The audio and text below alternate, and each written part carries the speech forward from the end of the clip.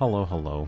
It's Varka Yap Day, as if... No, because I definitely didn't yap about Varka for half of yesterday's stream.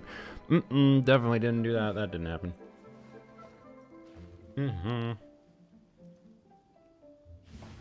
Seemed easy to test him because the hamster didn't die fast. Yeah, part of the reason of demonstrating the hamster, though, was the hamster is in Varka's Abyss. And was a good example of an enemy with attacks that, like, the hamster is what they use to, like, shill Pyro a lot in Abyss. Now, for some reason, since Mawika at minimum, all the dang time. But then the hamster also exactly showcases the major frustration I initially had with Varka. So, anyways, thank you for the, happy 67k. So, anyway, let's talk about some of this. I gotta repeat some stuff. Sorry, Twitch chat. I gotta repeat some stuff for the YouTube viewers that are not in the know. Like where should I put my hands? My chat windows.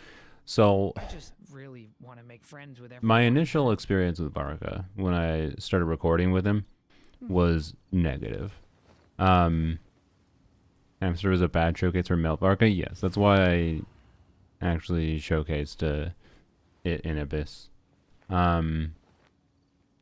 So, anyways, second half of Next Abyss, it's just a bunch of cryo stuff.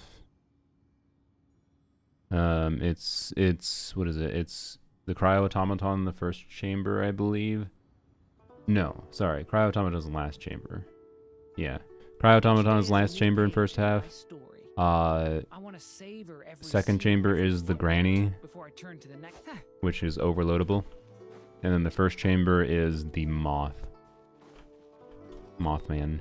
So we got two returning bosses for the cryo stiff. It's where is it? This thing, yeah, Radiant Moonfly. So this thing is back, with an enemy before it, to be clear. And then second chamber is just the new local legend, which is very overloadable, I believe. And then third chamber is Cryo Automaton. So Cryo Automaton is the most restrictive of them, for sure. But, yeah. General Cryo buff? I don't remember. Sorry. I didn't actually look that closely at it. I just, whenever I was doing my testing in Abyss, I just used a Skirk team in the second half just so I didn't have to think about anything. But yeah. Anyways, the like I was quite negative on Varka on initial impression because, and that's a key reason why I chose to showcase a number of things against the hamster. One, because the hamster is tanky and good at showing things, but also I think the hamster has a good moveset to help understand how Varka can struggle to deal with stall mechanics and being interrupted a lot, in order to emphasize that, like, yeah, I strongly feel like a lot of people are going to want to shield. And for now, that means, yes, I do think Lanyan is one of the most compelling teammates for most people, because I think most people, if you have Durin at least, you're going to, you know, end up wanting to play Durin, Bennett, and then an Anemo slot, and the Anemo slot is your most flex slot, right? For now. And Lanyan is the shielder option there, quite frankly. Which, yes, means his teams for many people are going to perform even worse on a spreadsheet level than like the 100k with Venti or whatever. So yeah, that's a factor for sure for people. And like, he's not a very strong unit, I would say, compared to other main DPSs. Like, it was relatively safe to be like, yeah, any recent main DPSs that I've released, if you went for them and you went for the key supports that are good for them, you've been able to be like, yep, okay, they're pretty good, right? Like Flynn's, you know, is maybe the least necessary part of Flynn's teams, but still, he's like a very compelling unit. How compelling will it be long term? I don't know. And Flynn's has the problem of, you know, it's not that relevant to have multiple Nodcry DPSs, but, you know, every main DPS we've had released recently, generally speaking, has, I'd say, been better. Like, we actually have to go all the way back to Chaska until we get to a main DPS that I think is better, or then I think is worse. I do think Chaska at C0 is a little worse than Varka at C0, personally. But Chaska nowadays has some new options for her team formats that I think she synergizes it. Like, she synergizes in a more satisfying, better way with Nefa Columbina, I would say, than Varka does. Because Chaska feels more inherently balanced around your off-fielders doing things, rather than Varka feeling more balanced around buffing him. Swallow's nest So skies are fair, but high I don't know, right? Like I definitely, like, I got enough vibes that I was like strongly considering putting in the video. Like, when I initially tried him, I was like, my god, this character has to be free. I was just surprised because, like, he has 2026 animations. He feels cool. He's really flashy, and then you start actually fighting with him, and in his best team, he suddenly feels like a character from 2023. Like, he has 2023 character problems, and he doesn't have like the typical design that they do nowadays, where like character kits are relatively simple. Of you just, you know, most of the damage comes from one ability, and then you just, as long as you get that one ability out, you're pretty good. As long as you do Nefer's charge attacks and try to cancel them, you're pretty good. As long as you get Flynn's mini bursts out, you're pretty good. As long as you get Zbai's E's out, you're pretty good. It's not the end of the world to have to min-max Zbai's combo that much.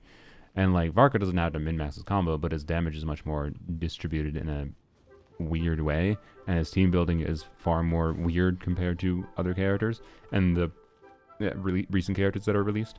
And the payoff for his team building isn't that high, especially if you want to do shenanigans with him. So that's why, like, I have the main, and maybe this should have been the video, because like, my overall feeling is, for the player I am, that for me to feel satisfied with him, I think I will have to get a little bit of additional investment into him. Because Burst seems like it was meant to have the 220% multiplier. They just forgot. Did you watch my video? I think the main reason they didn't make his burst have the additional scaling is because they were scared of it having additional, like if that had if that had 2.2x scaling, he might have the potential to be a better DPS, like for like 5-star investment. Like, I think, because like with you got to get like Seal Ollie, Moika, and then most players want Shalonen too. Yeah, I know Shalonen isn't needed for Moika melt, but like C6 Yelanson versus Shalonen, let's be real. Most people prefer Shalonen for various reasons, for charging up their energy faster. And then you still like C6 Yelanson for like overload teams, especially for Moika, which are quite good. But anyways, point being, I think Melt Varka with a 2.2x scaling on his burst would have been not necessarily at C0, but I think C1 maybe, or maybe C0 R1 might have been better or as good as Melt Moika, and I don't think they wanted that. Let's be real. Like, I don't think they wanted this character to be a good Melt DPS.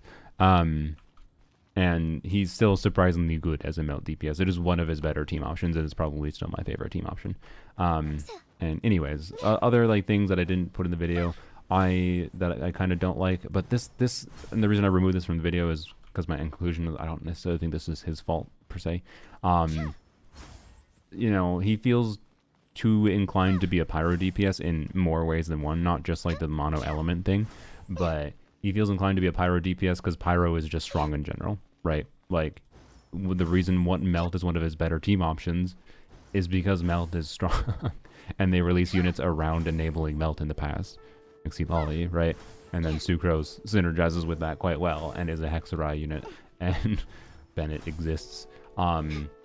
And to be clear, by the way, like, Nicole, if she, depending on what Nicole does, Nicole, if she doesn't apply off-field Pyro, could replace Bennett in that Melt team and make it better. So, we'll see. Like, the major problem that Melt team has, I would say, is that it's quite hard to get a last Melt that actually has Bennett buff up, I would say. Because you have to go Bennett into Sea Lolly, right? So, anyways. But, yeah, like, Varka I don't think is going to be a power level increase to most people's accounts. From a perspective of, does he enable you to have a new strongest team? Is he a super compelling unit to build around? And I don't know. It's easily possible and easily believable. The explanation for his T0 strength is that Nicole is going to uplift him, And again, the question is, if Nicole uplifts him, is Nicole not going to uplift other characters? In my experience, by the way, with him as a unit that wants a shield, I'd be very, very freaking surprised if, especially because he doesn't have any constellations, by the way. There is no constellation for Varka that increases his interruption resistance, unless it's not stated, I guess. I suppose it's I guess his C6 probably indirectly increases interruption resistance because I think he has... I don't think he can get interrupted out of his doing his special skill or charge attack, but I could be wrong. I never tested that. So, anyways, yeah, 500% attack boost for characters with a V and A in them, true. So yeah, the question is like, what the fuck is Nicole's gonna be? Who knows? But I definitely got heavy vibes that Nicole is gonna be made in some ways to uplift him. The question is how much, and the question is, will Nicole just be just as good for other Hexerai DPSing things as she is for Varka? And yeah, I don't know. And one thing that, by the way, Nicole might do if she is specifically inclined towards uplifting pyro damage of Hexerai characters is on-field Melt Durin with Bennett, Nicole, Seat Lolly might be better than Varka. Or, you know, Overload with Chevreuse, Nicole. I guess you need Electro unit. Chevreuse, Nicole. Actually, maybe you don't need to use Chevreuse. Maybe you do Durin, depending on what Nicole does. Maybe it's Durin, Nicole, Fischl, a full Hexerai team with a C1 Klee. Maybe that's a better investment-wise for like cost of 5 stars you need to pull for than Varka. I don't know, right? I think it varies on your account, but Varka's selling point to me is that he's just really fun. He's just really fun to play after you start messing around with some different things with him, is my opinion. So if your priority isn't like, I must progress my account towards more ability to clear endgame, I think he's going to be a fun unit to go for. Rev Melt Varka. Oh yeah, that's one thing I don't like about his kit and whatever. But like he is a modal DPS. You can control what element he is, right? The problem is his infusion priority already. As soon as you have a pyro unit in the team, he is a pyro DPS. You can't do a pyro and a cryo unit and have him not doing pyro damage. There's a priority order for it, right? So you can't do Rev Melt Varka. It's not possible. If you can only do forward Melt Varka, because if you have pyro and cryo on the team, he's doing pyro damage. Same thing, you can't do a vaporize Varka with pyro and hydro on the team. With hydro vaporize, sorry, like Mualani. You can only do reverse vaporize as a pyro DPS. This also means you can't do shenanigans like you can't have him be a cryo DPS as the superconduct trigger. You can only have him be an electro DPS as the superconduct trigger. And is that relevant right now? Not really, but you know. So there's like lots of shenanigans with him that basically not even factoring in the multiplier loss thing, right? Not even factoring the 2.2x to 1.4x thing as soon as you choose to put in two patch elements, so you know, pyro, cryo, whatever. Not even factoring that, just the fact that the priority order is what it is kind of cooks his options. And cryo in particular being the last priority order is kind of annoying because I think cryo Varka is one of his more compelling options, and cryo Varka in general would be potentially better if we could actually slot in things. But like for example, I believe hydro is a priority because the priority order is pyro, hydro, electro, cryo. So if you want to say play Varka with Escoffier and with Freyna, as soon as you put in Freyna on the team, he is a hydro DPS. He's not a cryo DPS. And that means now because you put Freyna in the team, you cannot use Varka for the cryo automaton, right? So aggravate Varka's unironically funny ideas. You can somewhat compress the VV Anemo roll and their Electro driver for official roll. Yeah, there's a bunch of stuff I want to mess with. I showed my VV artifacts yesterday. Suppose I should show them again, but like I have very good VV artifacts, so I do plan to test VV Varka on my main account. Oh yeah, maybe should have mentioned more. I think I mentioned it. Did I? I don't remember. Hopefully I did. Like, I generally speaking, I think Elemental Goblet is technically going to be better on Varka than Attack Goblets. But Attack Goblets is what most people should just use anyways, because they're more common and it's more likely, therefore it's more likely to have better substack quality on them. And then if you do choose to do shenanigans with him, you don't have to fuck around with changing his build all the time. But if, like, you're trying to use Cryo Varka to clear the Automaton, it's very possible that changing to a Cryo Goblet could be the difference maker you need in succeeding, kind of thing. Pull Varka's weapon to try Hex Overload Dia, Durin, Chevy Fischl. I'm tempted for Varka's weapon for Varka, even though I think C1 will be more fun for me. So I'm prioritizing C1 over his weapon. But Varka's weapon is an interesting generic stat stick. It's one of the better stat stick weapons, I would say. For Dia, though, I have Dia's Sig weapon, and the context in which I wouldn't want to use the Sig weapon is when I have a shield that I can't turn off at all. So, you know, which includes, like, this is kind of it's kind of annoying to have to work around this in Overvape, right? It would be nice to not have to worry about having an NFS shield for Overvape. So I wouldn't mind at all having a different Dia weapon, for sure. But I don't know, it's not that compelling of an option. I'm still kind of waiting for a more compelling weapon option for Dia. That's my vibe, but I don't know, maybe I'll try it. Actually, by the way, I think it's going to be kind of bad on Dia in general. I just remembered because it has like a 4-second timer on its buffs. You can technically max stacks the buffs, I believe, by doing EE on Dia, but for only 4 seconds. So I think actually Dia is one of the units that cannot make very good use of Varka's weapon. Oh yeah, the VP artifacts, sorry. So if I do end up using, okay, so I'm either going to end up using Mawika's weapon, which I would use a different goblet if I did that, or I will end up getting a Sig. So comparison, for example, here is, 102 crit rate, 233 crit damage on new artifact set, versus, where is it? Hello? Oh, there we go. That.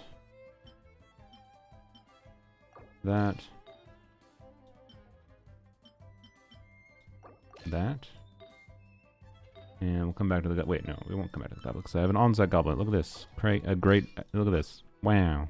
Crazy. And then just keep that off-piece circle on, I guess. What does that look like? So this is this would be either with this weapon, with the Serpent Spine with a similar duration, by the way. But it's slightly less crit rate, right? But slightly less crit rate, but same difference. With Mawika's weapon, obviously, I think we'd be a little bit low in crit rate with VV here, but not dysfunctional. Like, this is a bonkers build for VV. I have really good VV artifacts for Varka. So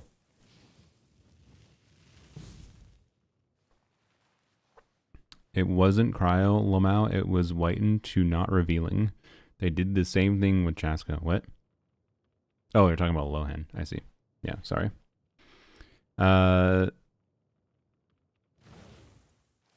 Realized how little, the CE video today, I realized how little we can play around with new units. I was like, whoa, Selena, that's way too many characters. Then realized how this used to be the norm back then. Yeah, indeed. New units, are including Varka, they want to be really restrictive. They want you to feel like you only should use Varka with Mono Pyro, and the solution to that, unfortunately, in my opinion, is investing a little bit more in him in some way or another. It doesn't necessarily mean just his constellations, because something like C2 Lolly, for example, will make Melt Varka very strong. So that's going to be interesting to see, by the way. I don't know what the DPS is going to be like. I'm sure the numbers will be very big that I will get. I just don't know what the actual DPS will be like. To be clear, if I'm using C2 Lolly with Mawika, I'm sure Mawika will out DPS him. If I actually use Mawika properly, at least. But I'm not going to. So for me though, and yes, thank you to Sethos again for giving me a free C2 Lolly that I didn't even try to get. But C2 Lolly with Melt Varka especially as C1 Melt Varka, if I succeed in getting C1 Melt Varka, is probably going to be one of the better team options for me. But like, yeah, they really don't want you to feel like you're able to do that at a baseline, I would say. And fundamentally, Melt Varka is going to struggle to compete with... I just freaking momentum launched myself off of this, didn't I? Melt Varka is not going to compete that favorably if you have Durin to like just his mono pyro teams, because his mono pyro teams are much simpler to play. It took me quite a while to figure out how to like sequence some stuff properly with the Melt team. I only Durin read this or I gay. What? Aizen, I'm sorry, you're gonna have to rephrase your comment. I want to pull Varka, but I only Durin read this or I gay.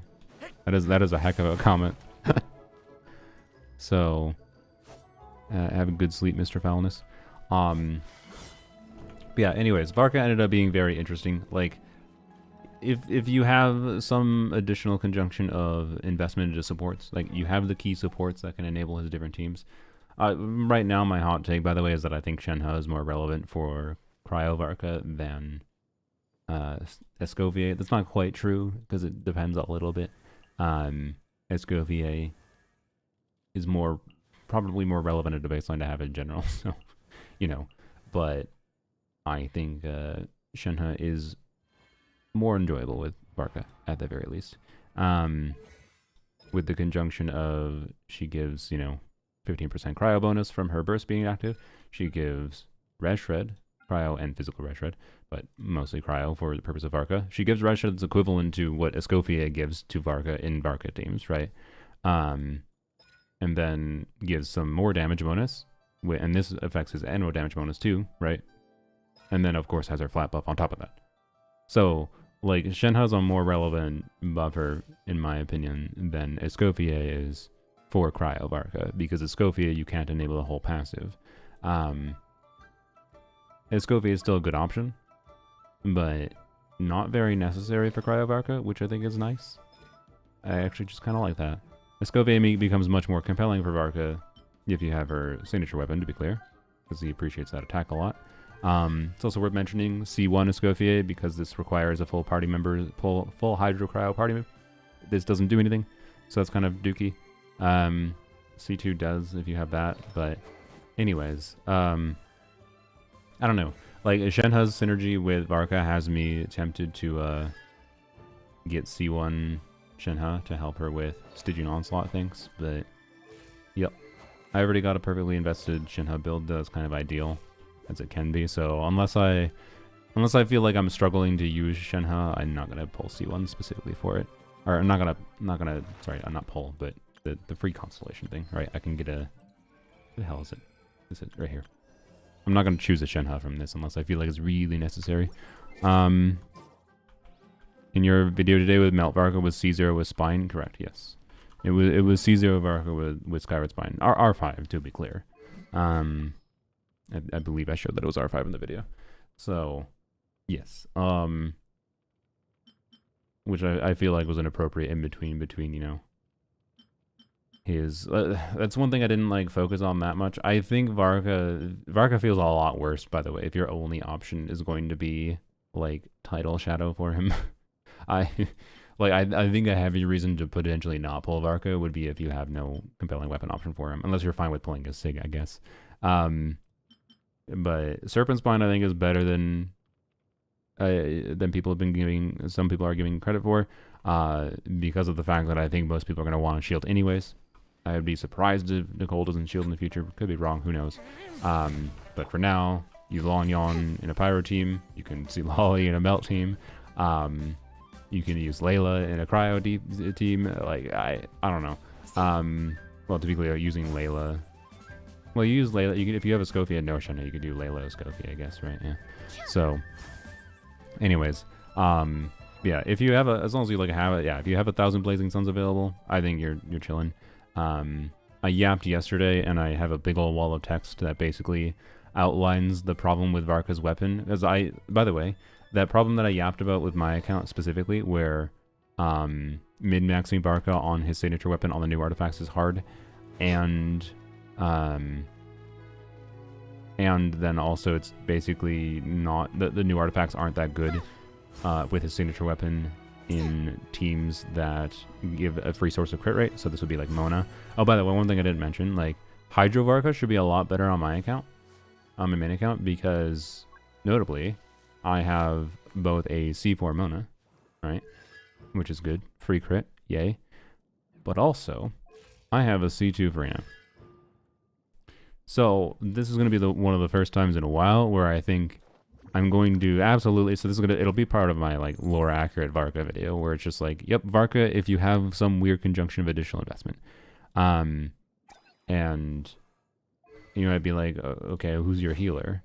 Well, you know I don't need to throw in Jean. Although actually, okay, Jean would be an interesting option. I'll probably show Jean because I have Jean C4.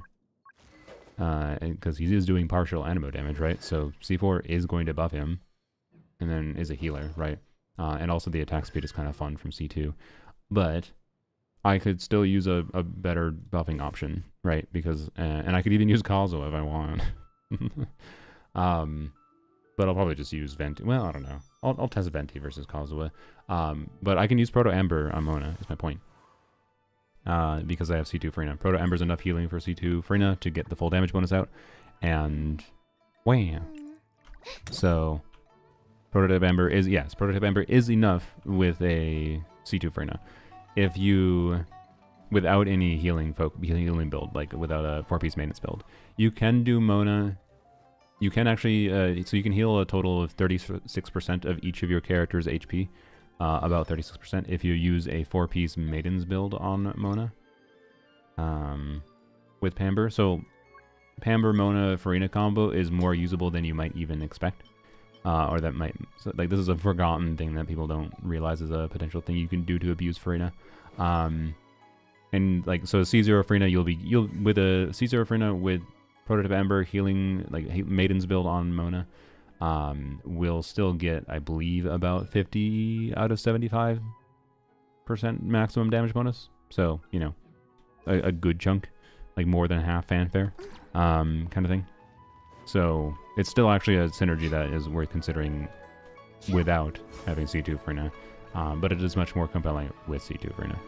So, Wolf's Greystone, really not that great? No, it is. It's pretty good. Like it's significantly better.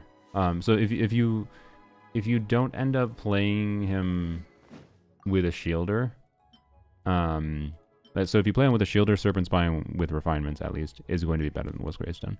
But, which is kind of typical, Wolf's Greystone with stacks tends to be competitive with many characters' signature weapons, or a little bit below characters' signature weapons, right? But if you're playing like him with Venti, for example, when you don't have a shielder, and you don't have, against many situations, you won't have stacks on this weapon, then Will's Greystone can be better than Serpent Spine, potentially. So no, it can be a very good weapon on him. It just depends a little bit on what team comp you're doing.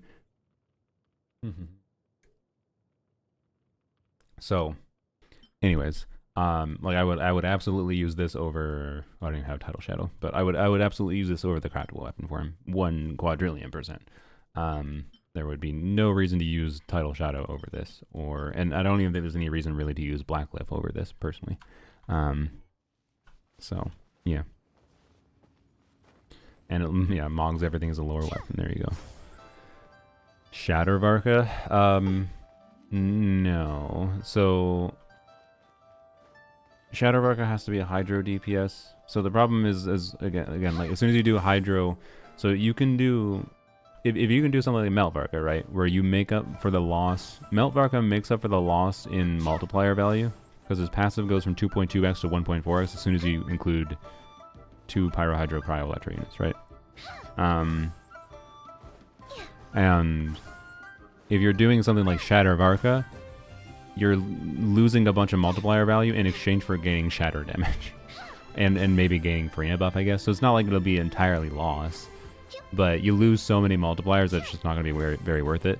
Melt Varka can make up for that because the amplification of his melt hits can make up for the lower multipliers, which I think is the intended balance. But the side effect is things like Shatter Varka become much worse with how his kit is made. So, Esco best in slot for Cryo Varka? It technically should be, yes. Yeah. Attack speed Varka was so funny. Him attacking that fast was very, very hard. I didn't think it was gonna be that noticeable of an effect. So yeah. Thundering Fury does work, so if I use... Oh, I forgot to put VV on her. Thundering Fury does work.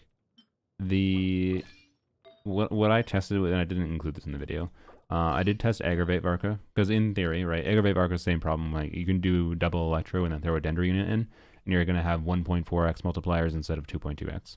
But it's like, okay, maybe Aggravates, because it's a flat damage addition, can make up for that multiplier loss. It doesn't.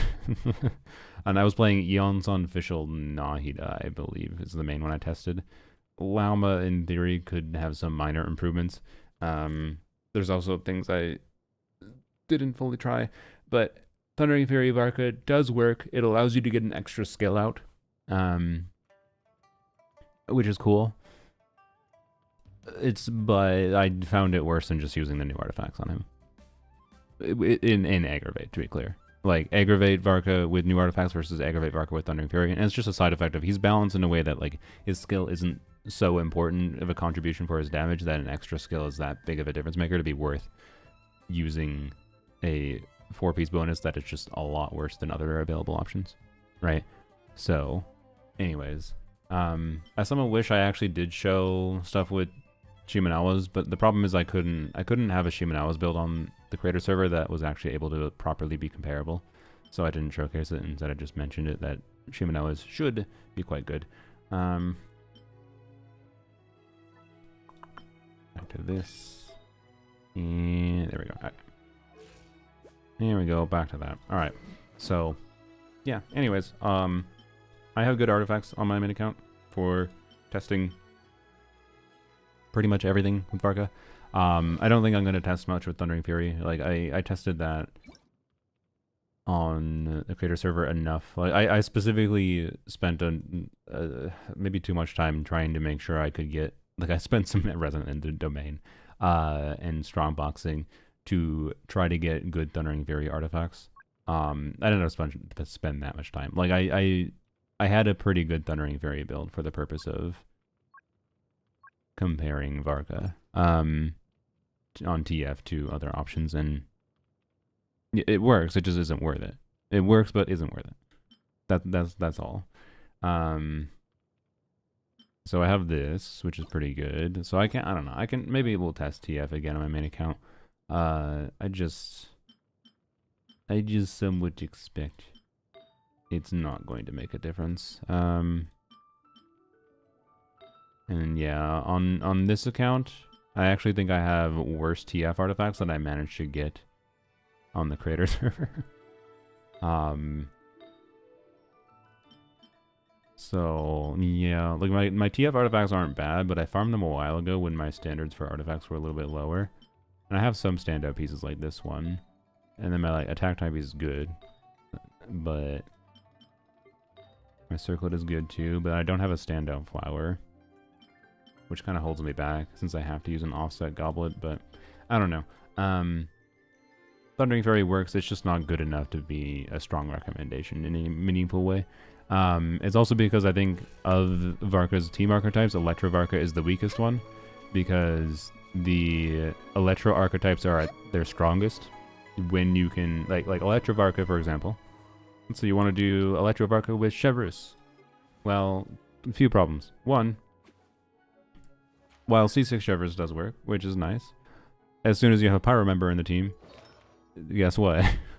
He's Pyro DPS, so you can't do Electro Varka with Chevreuse. So you can't do, when you play an Electro DPS, you can play Veracid with Chevreuse, you can play Chlorin with Chevreuse. You can't do that with Varka. And obviously you can't fulfill the Red Shred passive because he's an Anemo unit technically. I really, by the way, like my dream version of Varka's kit would have the converted element damage. Like I actually, like I don't have like such a, like I would not fundamentally change much about his balance. Like I can get why they balanced him as they did, because I don't want to release a modal DPS that ends up making it so people don't feel a need to pull Skirk, for example. They want you to, if you pull Varka, they want you to like still struggle with Cryo Automaton, like Cryo Shield Boss, in order to make you still want to get in other DPSs, right? I think that's why they balanced them like they did. But because they really want to make sure like Varka does not end up being versatile enough that it invalidates pulling other things that they make. But the solution for that is you can invest higher in him and have him do that anyways, which is okay balance, I guess. It's a gacha game. But anyways, my ideal version of Varka would be one where his conversion was similar to Lanyan, where it was not based on team composition, where there's the priority order based in team comp, where like if there's a Pyro unit in the team, he's always Pyro. And so it would be like Lanyan, where it's based on like the aura on the enemy. This would be technically harder to play, and this would be team restrictive in a different way that is more unintuitive to people. So I understand why they didn't do that, because like that is the kind of mechanic that most people would just not be able to understand that, quite frankly. But yeah, so I would have liked that. Oh well, that doesn't exist. I understand why that one doesn't exist. The other thing that I think they actually could have done is maybe one of the more specific things that would be my feedback to them if they were going to make a version of Varka that was designed in a more fun way to actually incentivize him being able to be played with different team comps, because of the fact that characters like Shivers exist, because of the fact that characters like Escoffier exist, where they care about what element type characters are in the party. I think Varka, if you included Varka in the party, whatever, he can have his thing where he defaults to being a Pyro DPS. But Varka should have counted as a Pyro character for this. No? He looks like Cyno on gameplay. He is like Cyno on gameplay, but he feels... His C0 feels much better than... Like, he actually does real damage compared to Cyno. Sorry, Cyno. How would Varka feel in your casual account? Bad. I would have fun with him in Overworld. That should have been his Hex passive. That's a really good idea, Droto. Actually, I love that idea. As a Hexarai passive being like, when Varka is in a team comp for whatever associated element he can his right claymore is converted to, Varka is treated as a Pyro character for that party. So that means resonances, that means abilities like this to check for things, that means any ability that says, you know, only Pyro characters get a buff, which actually, by the way, Shivers, actually, her attack percent buff, says nearby Pyro and Electro characters. So even if you want to do something like throw Shivers in the team for the team-wide attack buff, well, only Pyro and Electro characters technically get it, so Varka doesn't even get this, even if you trigger an overload. So by the way, this means like I don't think did I show it in the video? I don't remember if I did. One of Varka's more compelling like full mono element teams, like 2 Anemo, 2 Petch, Petch being Pyro, Electro, Cryo, Hydro, was Overload with Eonson, Durin, Fischl. Because again, Shivers doesn't really do anything for him there. Because both of her abilities don't do anything for him because of the requirement for being a specific element. So, yep. Anyways, which one is a comfy comp for Varka? I mean, if you have Durin, the most comfortable comp for Varka is going to be Durin, Bennett, Lanyan, by far. I like, again, I really think most players will, if you end up playing Varka over time, like other than the new Stygian boss, right? The new Stygian boss will make you want to use Venti, for sure. But like, other than when you really need grouping, and I don't know, Venti's really nice for Overworld too, so like, for Overworld, I don't know if it matters that much, I guess. Because Venti can hard counter anything in Overworld and then whatever, right? But, yeah. Does any Varka con enable fun? So C1 Varka, I think it's more enjoyable just because you get a big multiplier hit as soon as you act, because it gives him an additional skill usage. And then you get that skill, unlike his base kit where you don't start, when you press a skill, right? You don't start with any of his special skills or charge attacks. You have to wait for the cooldown and do some normal attacks to reduce the cooldown. With C1, you immediately get that. And that first one that you use has a way higher multiplier. It has double the multiplier.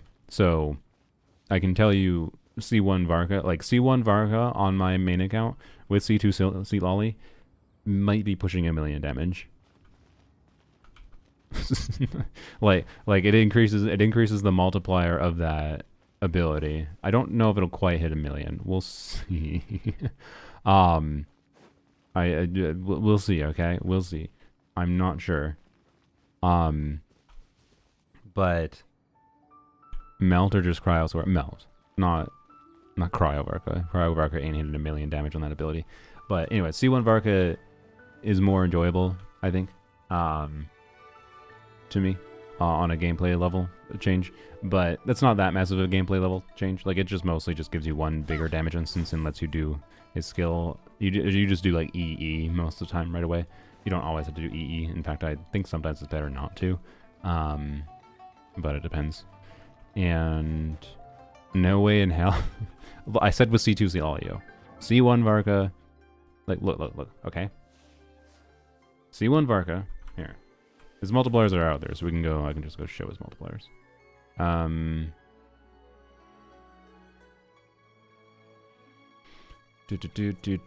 Also, Rip Hakushin and Hamduji Cat.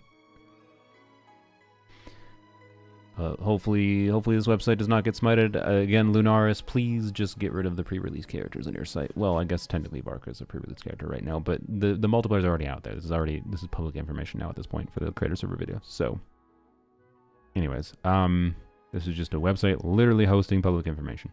That Hoyoverse has approved of being released. Anyways, so... can I make this format a little differently? Yeah, there we go. His skill multiplier here. So you see 4 wins ascension at level 10 is 316%, right? And this is the Pyro hit, right? So this is the hit in my videos that you were, seeing like a 200k melt or whatever on Serpent Spine. With a C0 Cialali. So his C1 though, wait, it's in a different tab. His C1 though gives him this skill immediately, so you don't have to wait for it, right? And then also you do 200% of the original damage, right? 200% is times 2, by the way. And remember, so in a melt team, he's getting a melt team with double Anemo. He is getting a 1.4x multiplier on that. So it's 1.4x times 2x. So it's this 316%. Let me open up a calculator. 316 times 1.4 times 2.2. 2.2. Why did I do times 2.2? Brain.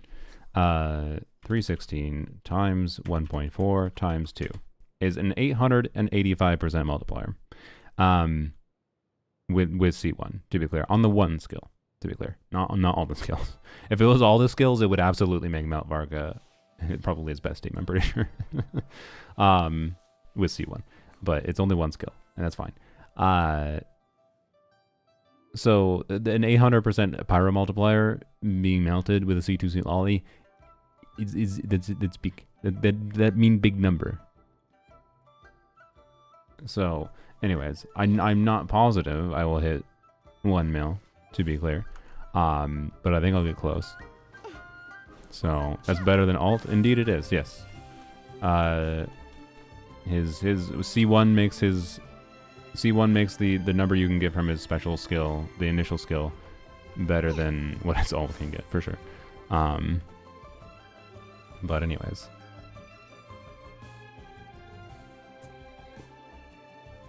Yeah, I'm definitely most disappointed, I think, with Electro Varka. I think there's some interesting things to test. But like Electro is one of my favorite archetypes, I think, in general, to build around for the different reactions. I think it's the most well-balanced element in the game, quite frankly. For the different things it does in various formats. And I quite like it. But Varka doesn't fit within any of the... Despite being a modal DPS, because of how other Electro characters are made and whatever... He doesn't really have a way to satisfyingly fit into, to normal Electro archetypes. So, yeah. The only interesting thing that I would like to test on my main account is C6 Sara with C6 Eons on. Now C6 Eons on is annoying, by the way, if you end up playing him, as long as you don't do, like, if you do Overload, you can use Scroll, right? If you do what I mentioned, Official Durin is a compelling option. But with like if you want to maximize his multiplier damage with the 2.2x multiplier, you can play Mono Electro, right, with Anemo. So you can do like Venti, Eons on Sara, for example. In the video, of course, I used Raiden for the funnies, but it didn't seem super compelling, but it didn't technically not work. And anyways, having to switch Eonson to Noblesse for that team is an annoyance, for sure. But the most compelling thing about Eonson to me, in my mind, for him, has a longer duration with C6. And Varka definitely appreciates longer buff duration. So, yeah. And also he moves quite a lot, so I think there's probably combos with him that you can maintain over 42 Night Soul consistently. Because certain attack animations make him move around more. Like, he's actually very, very movement focused. It'll depend on the enemy a little bit, because some enemies might make you more stand still or whatever. But I believe in just the Eonson clips, the short clips I showed, you can actually keep up the buff pretty much fully. And to be clear, you don't have to keep the buff fully. Like, it's not the end of the world to fall below 42 Night Soul on Eonson. The bigger problem with Eonson for Varka is just that scroll doesn't really exist. So, can you swap mid-state? No, I wish. Is it worth vaping on him? I tried it a little bit. The answer isn't no. But, sorry, I was stretching. The answer isn't no, but, like, it isn't yes. I think the thing is, Melt Varka is enough to make up for the multiplier loss. I think Vaporized Varka isn't quite enough to make up for the multiplier loss, but you can do Vaporized Varka with Frina, right? So, that is an option. Well, the problem I think I would have, like, I don't know, you do Bennett, Farina, probably Venti is the ideal. You can probably do Jean as a perfectly okay alternative option. Would be nice for healing and whatever and whatnot, and maybe the attack speed works. I don't know. I didn't try it. But like Bennett, Farina, at least you get the Farina damage bonus buff, and if you're getting good amount of fanfare. So I don't know. I think I'd be a little skeptical of it without Farina constellations that make it easier to play for not having to optimize like Bennett's build or the healing you're getting or whatever. So it can be decent, but not incredible. It would be a consideration if you want to, you know, you have a reason to have pyro damage on Varka and have Hydra on the team because of an enemy mechanic is what I would say. So Varka's Spec Infusion was always the element of the second team slot. He'd be quite easy to make fun teams with. I agree, for sure. So he's definitely not the perfect DPS. He is almost the perfect 5-star DPS to me, but like the perfect 5-star DPS to me is quite frankly at this point is Lanyon, but just juice up her multipliers a little bit for the current context of the game. Because Lanyon's great. I adore her kit. I really like playing her, but she has lower multipliers than typical Omega power creep 5-star DPSs do nowadays. And like Varka's multipliers honestly are only a little bit ahead of what Lanyon's multipliers are. So, anyways, yep. We'll see. Main issue is his burst damage. His other teams bar Pyro just being meh. His interruption resistance still 0.5. Then please, that needs buffing. Yeah, I think they're scared of buffing his burst because I don't think buffing his burst could make it more worthwhile to do melt or vaporize things, and I think they really don't want him to be too modal the DPS. I get so many vibes of his balances. They don't want him to be too strong in different archetypes other than the one archetype they intended to be strong in. So, yeah, I don't know. And like fundamentally, even the problem is even if they buff his burst, they'd have to buff his burst a lot to make it worthwhile to use because of how it would cost you time for doing a bunch of normal attacks, which is where a lot of his damage focus is, right? Oh, hello, Zajeff raid. Heckin' humongous raid. Welcome, M. Priggers. Oh my god. How dare you? How? Slash... What is the... Is ban even a command? Okay, it is. Slash ban Zajeff 70s... No. I'm joking. But... How dare you? How dare you? Look, I guess the Zajeff viewers need to be educated about Lanyon. I was gonna go to Abyss. This Abyss is pain. I'm not gonna do that. It took me. I did do a Lanyon. I did a Dia clear in the first side and Lanyon clears on the second side of this Abyss. By the way, for my first Abyss clear, my God, that was not easy. It took me a little while, but I did do it. I used Dia on the first side and Lanyon second side. And anyways, have to go pee. Have a good stream. All right, thanks for the raid. Have a nice pee, Mr. Zajuf. So yeah, as far as Lanyon versus Varka goes, like, simplified explanation, and this was cut from the video because I don't think it needed to be in the video. I did have a yap about, and it might be in a Lanyon video though. But DPS Lanyon versus Varka. Yes, Lanyon does have converted element damage, and I like how Lanyon does her converted element damage. Like, mechanically, I like it more than how Varka does his converted element damage. But Lanyon's balance is such that she is much more of an Anemo DPS than she is a converted element DPS. And the only, like, minor exception to this, to her being an Anemo DPS, is I can play a absolutely stupid team. Do I not even have a preset? No, I don't even have a preset. But I can swap one character here. I can swap Farazan for Seat Lolly. And you need. at least with a C2 Seat Lolly specifically, because Sethos pooped his C2 Seat Lolly on me. Sorry, not Durin, but not Durin, obviously. I forgot about, whatever. Don't worry about it. Point is, I can do Melt Lanyon, right? And Melt Lanyon, makes her do about equivalent pyro damage as Anemo damage. With a C2 Seat Lolly. So, the point of that is not that you should do that. The point of that is that that's the only way to amplify Lanyon's pyro damage to be competitive with her Anemo damage. Aggravate Lanyon. Yeah, I mean, Electro Lanyon is more real than Varka Electro. Varka Electro is, again, the Zdev viewers, you missed the conclusion of, like, me yapping about some generalizations with Varka that I felt. But I definitely feel like Electro Varka is the most disappointing. But it's a side effect of that he doesn't fit in any of the normal Electro archetypes, and then a side effect of how his infusion priority order works. And then shit like, you know, he can't be an Electro DPS with characters that say, with characters like Eonson who want an Electro reaction to take true advantage of whatever. So, C Lanyon build? Sure. There you go. It's 2-piece with an EM timepiece, which EM versus attack timepiece is similar, by the way. So...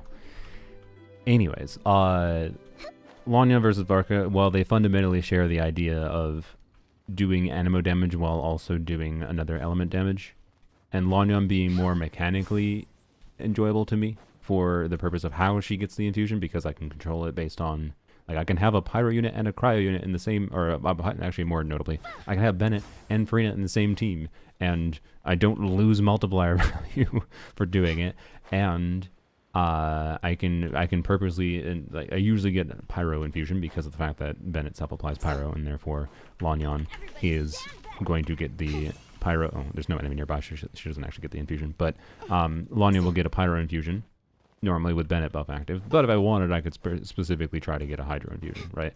And there's no punishment for doing that. It's only, generally speaking, value gain if I need to have Hydro for whatever context. Like, Farina was better than Durin for this team comp against the Hera, for example, because getting free vaporizes against the Hera was pretty good. But anyways, Lanyon is still not doing majority Hydro damage or Pyro damage regardless of all that, right? Because that's just how our multipliers are balanced, and that's fine. Varka is the reverse, where Varka is balanced to, of course, have majority converted damage and less Anemo damage. And he also is another inverse of Lanyon. Lanyon's entire enjoyment value. I guess here we'll go. I'll go do a Hera attempt here. But I'm not gonna. I'm gonna use a.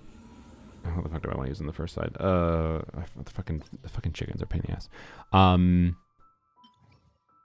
Best set for DPS Lanyon. I think in theory it's golden true, but like there's problems with it that I don't know. If you have an account that's been invested and that's been playing for a few years, you're likely to have 2-piece artifacts that are better than any 4-piece artifact option for Lanyon. That's my experience in a million instances of testing I've done.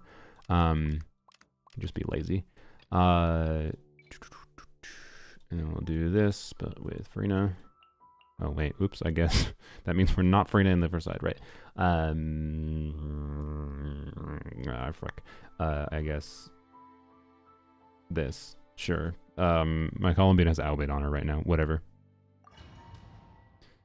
So, anyways, Varka's an inverse of Lanyan in that Lanyan, a really big part of the appeal and why I enjoy her so much is because she is doing a bunch of front-loaded damage. She's not a long field time DPS. Varka very much is, and it's one of Varka's problems. And I very much suspect that Nicole will release, and I think Nicole's going to be a shielder. And then I think I have no idea if Nicole will apply off-field Pyro. I hope Nicole doesn't apply off-field Pyro because I think that will cause problems for doing some more interesting team comps with Nicole and Varka together. But I think Nicole will probably generate a shield. And I think Nicole will buff Varka's whole team DPS for at least his best team, the boring team. And I think she will have a longer buff duration, notably, for Varka. Because one of his key issues is running out of buff uptime with how long he can spend on field. So why not Chaska? Because Chaska isn't fake. I'm sorry. Chaska is, wow, vomit multiple elements on screen, but having zero control. You also said Columbine is healer. Columbine is a healer if you have Proto Ember on her. Columbine, Chaska, you get zero control. Chaska is interesting to think about. Of like, oh, can you craft a team that is specifically, like, with 2 Pyros, you're more biased towards Pyro bullets versus other bullets, right? Like, I don't know. Chaska is still, like, one of the more fun characters to think about. And then every time I have, like, something interesting to think about for Chaska and then I actually play it, it plays exactly the same in practice as anything else I play with Chaska. It's so boring. I don't know. Like, Chaska's funny in that she's fun to think about on paper kind of thing. And then in practice, just super whatever. The only really fun thing about Chaska, which I think is really fun, is VV Chaska. Oh. The Jeff viewers, sorry, we'll come back to the Abyss. I need to show you my VV build, because VV Varka is not something I was able to test in CE server, but I will absolutely be able to test. Yeah, let me show you my Moika, or sorry, not my Moika, my Varka pre-build, which, yes, that's Moika's role on my account now, by the way. My Moika is pre-build for better Pyro Claymore characters. Anyways, so, well, okay, so first of all, I don't know if I'm going to get a SIG or not, but it'll be Serpent Spine, it'll be Moika Weapon, it'll be whatever on him. If I do get a SIG, you know, this is what his stats would look like on his new artifacts. Whatever, like it's good. Like I have a good build on new artifacts, cool. But my VV artifacts though, and I'm working on trying to get Shimanawas because Shimanawas is interesting for various contexts too. I think Shimanawas is very relevant if you have a crit weapon for him, for making the most out of certain whatever weird team comps. Show them your Moika talents. I mean, I think they already know that, but also, yes, I pulled C1 Moika. I pulled C1 Moika because I thought I was going to want to burst on Moika in teams where I was using her as like an off-fielder-esque unit, but without having... I pulled C1 Moika to free her from the double Natland requirement, functionally. And now I just don't use this character. So, anyways, yep. And deal with it. Yoink that. Yoink that. Yoink that. And I even have a good attack onset goblet. And then I'll just stick to this off-piece circlet. And so same weapon stats, right? Oh no, I would have 10% less crit rate. Offfield Moika perfect. No, it's not even okay. It's not even offfield Moika anymore because Durin replaced basically every single possible context. Not literally everyone technically, but Durin replaced most possible contexts where I would want to play offfield Moika. So, anyways, here's my VV build for Mr. Duke. And I think that will end up being quite interesting. And I would not be surprised if in practice I end up finding this performs better.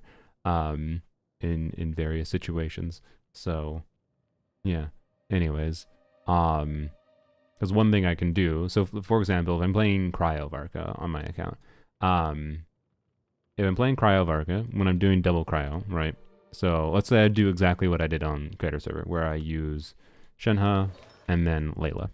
And then I use Venti, right?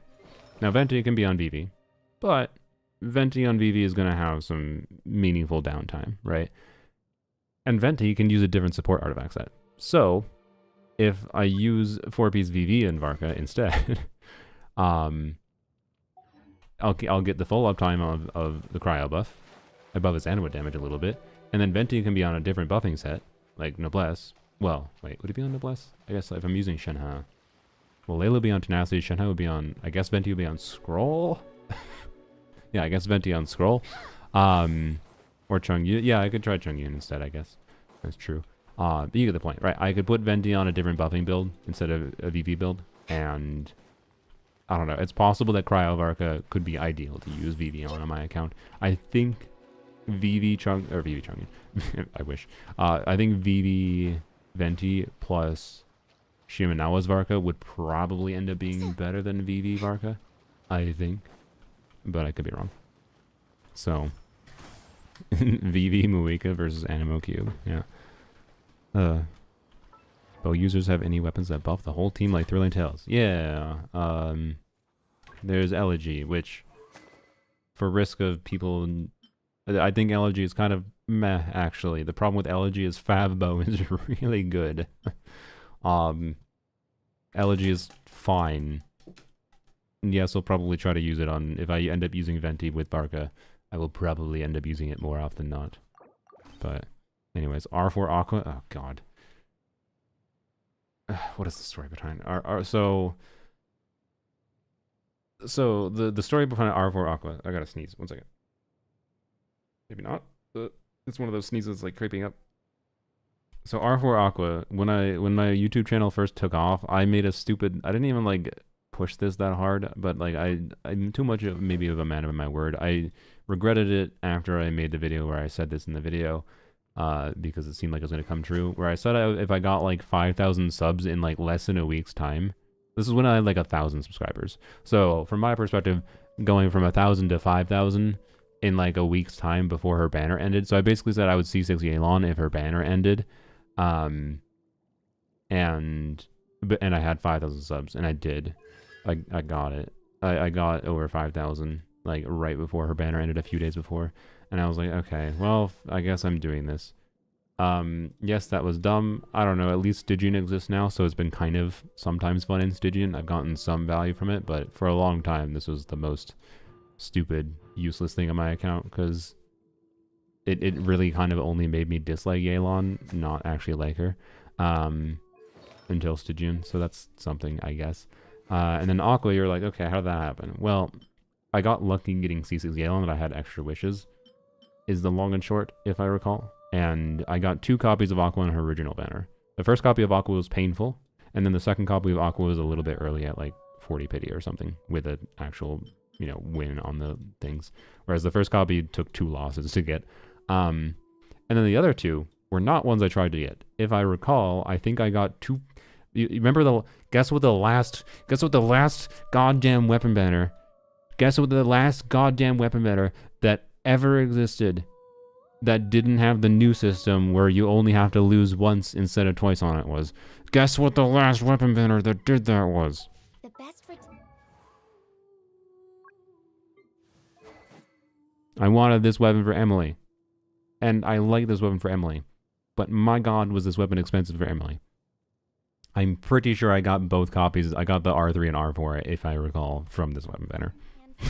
is made from strands. So, yeah, and that's the story. Anyways. Regret. Anyways, it's fine.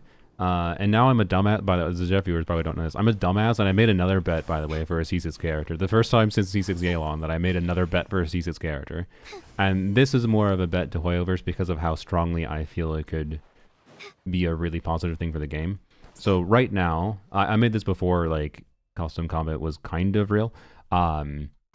But basically my bet was that I was pessimistic that custom combat would be a thing in Miliastra Wonderland to a degree that at least is meaningful for creating cool content. And it's kind of real right now. But I made a bet that I would C6 Nicole if they actually added custom combat.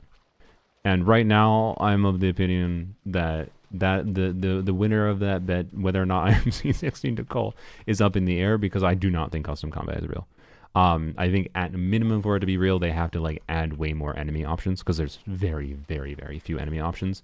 And there's also not, like it is possible from what I understand to like modify enemy behavior, which is good, but also difficult to do so. And there's so many problems with like people being able, like with things that Hoyoverse could improve for our ability to create things for like ideas for custom combat levels in Melee Astra that could make it have all the potential in the world for fun game modes existing, right? With custom combat, the damage, you can bring your characters into Melee Astra. Have you seen the damage dummy? That's technically custom combat in a sense, but you're just whacking a thing. And like this is useful. This is a useful tool. I'm glad it exists, but it's not what I wanted. Like I wanted this to be something that was, yes, possible with custom combat, but I want much more. And much more doesn't take that much effort from Hoyoverse to do. I think the bare minimum is we should just be able to bring all enemies into Melee Astra with their default behaviors. And then there's other like key things like being able to bring more than 4 characters in so we can make game modes. So I can make game modes that like, yeah, you can use 20 characters and something like Theater, I don't know, right? Where you have a system where you go through and have reasons to use a ton of characters. Blah, blah, blah, blah. There's a million different cool ideas for the framework of Genshin's combat that you could have that are cool ideas for custom combat content that allow people to just have more fun playing their damn characters. Because the major issue I have with the current state of Genshin is not inherently like the power creep unto itself, but it's the problem that like if I just want to use Kaveh as an example because Kaveh's not great, but it's also not impossible for Kaveh to have situations where his kit can work okay. I just want situations where like if I feel like having a fun time with Kaveh, with my boy, I can have a fun time with Kaveh, right? And Melee Astra Custom Combat could enable that. So I feel so strongly that if Melee Astra Custom Combat does actually exist in the future, you know what? Fine. I'll C6 a lady that I like. But I don't know. I'm still kind of pessimistic about it. I'm not gonna lie, because we'll see. They didn't really announce any changes to Melee Astra so far, like post this version, right? Where they introduced it, the classic mode, the custom combat. So we know you like the Yapper Witch. I said I really like her. Did I slip up? So, anyways, is there a point of favoriting the character if you favorite half the cast? So the reason I favorite characters is because they're characters I use with some regularity, or they're characters I plan on building someday. So yes, that means half the cast, more than half the cast is favorited. I use favorites as a filtering system to make it like just so I like can organize characters higher or lower. And some characters like just the fact that they're not favorited makes them easier to find or less. That's all. So PvP just to Peacock. I mean, PvP is the most interesting thing to come out of custom combat so far, but that shows that there is some potential therein for cool game modes, right? But again, I think Hoyoverse needs to do a lot of work to make it actually real. So anyways, we'll see. We will see. Alright. Let's see what, these freaking enemies, whatever. Protect us by the frost moon. It all adds up.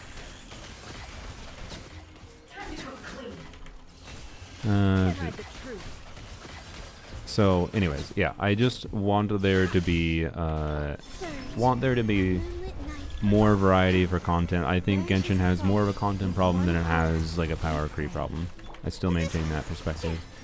And so yeah, I made another freaking C6 character bet, but I kind of don't really want to C6 her because it inevitably, especially if she's a compelling buffer, it inevitably is going to cause some issues on being able to make videos on my channel. So you know. Kill it with Nilu. Yeah, let's go. Add more endgame. I mean, yeah, Mihoyo themselves, like the fact that they don't have a real alternative, like Honkai Star Rail and Zenless both have like much better, compelling roguelite modes, and like Zenless in particular is a action game where you swap your characters. Actively, it's not a turn-based game, where they could copy a lot of that structure and make that work in Genshin, I think, perfectly fine. And that could be made in Miliastra in theory.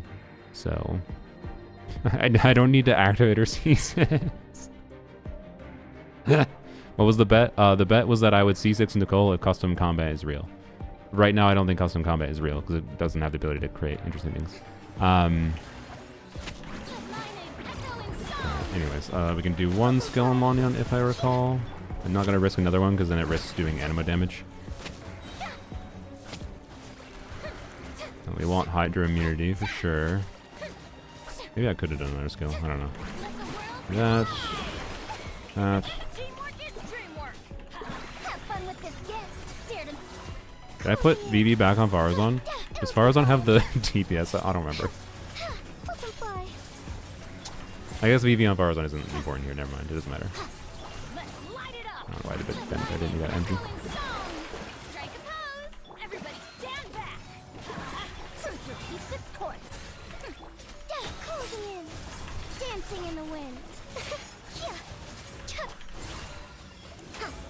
Am I gonna be able to do it for it? Where's the next rotation? I think it's gonna. Oh, there we go. Okay. No, I got Hydro. No, I was too aggressive with it. No.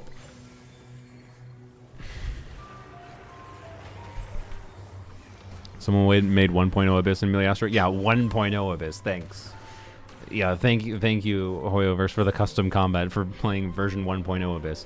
An idea I had, by the way, that I was wanting to make when custom combat came out was I wanted to make every Abyss. I thought it'd be an interesting idea if we could have every single Abyss. So you have two sides, and you pick two teams, and you go through every single Abyss ever, which that would take so goddamn long, by the way.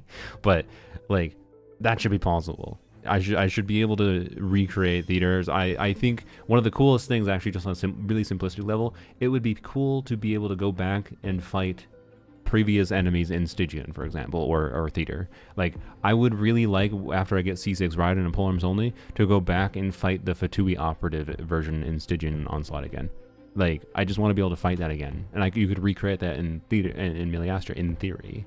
But, anyways, theater is close to being roguelike mode. I think that's what they intended it as. They intended it as Genshin's roguelike mode, but I think it utterly fails at being that. It's interesting at being its own thing, but anyways, there I was too aggressive with activating Lanyon Z. The most awkward gameplay thing that happens with Lanyon is Bennett's buff, right? As Jeff's viewers may or may not be aware. Bennett buff.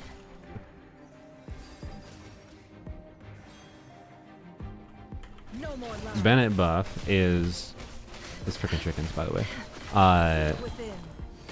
Something that requires a tick to happen. I think it's like, it takes a second, up to a second to apply the buff. Well, Lanyon, if you like immediately switch to her and activate her Q, for example, she won't get Bennett buff, and she won't have Pyro applied to her. So the enemy can have Hydro on it, and if I immediately activate her E as soon as I swap to her, well, then that's what happened there, is I got a Hydro infusion when the enemy was immune. 2 seconds? Is it 2 seconds? Yeah, my bad. Did I just press the E on whatever? Don't worry about it. I guess that kind of mattered. God damn it. Okay, well, whatever. It's just terrible. Ignore this. Ignore everything. Alright, introduce mana system into roguelike so we can't spam spells. Yeah. So, maybe off topic, what is the easiest Mount Malika combo? I have no idea. Nicole should wield a megaphone. I thought it was 1 second. Why did I think it was 1 second? Okay. Anyways. Can that be useful, or is it just an annoyance? I mean, it can be useful because sometimes I could want Hydro. But most of the time it's an annoyance for Lanyon, I would say. More often than not. But oh well.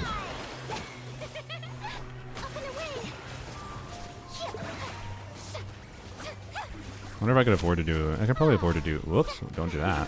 Afford to do a Lanyon charge attack to speed up this initial phase here. Just wait for that. Do this crap. Ears of the storm. Dare to mess with. Swift is the swallow. Closing in. Flip and fly. Too late for regret. Make sure I caught the particles on field. Probably should have only done, because I did 3 skills on Lanyon in that rotation, because he says Lanyon sometimes gets 3 skills. I should have probably only done 1 Farzone charge attack. No crit there.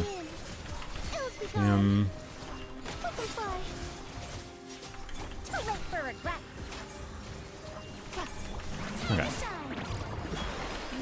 Everybody stand back. We'll see about that. Farzone, can you crit?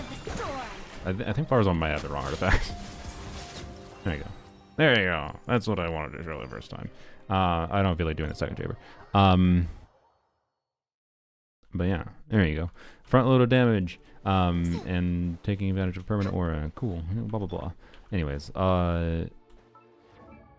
Varka in comparison, by the way, I like in Abyss context, I don't know. I'm considering level 100ing Varka, so maybe I'll be able to do a proper level 100 Varka versus level 100 Lanyon comparison. But I have to get 1 more Masterless still at Fortuna, though I only have 2. I'm not confident Varka will do better than Lanyon in Abyss clears because of how good front-loaded damage value is in Abyss.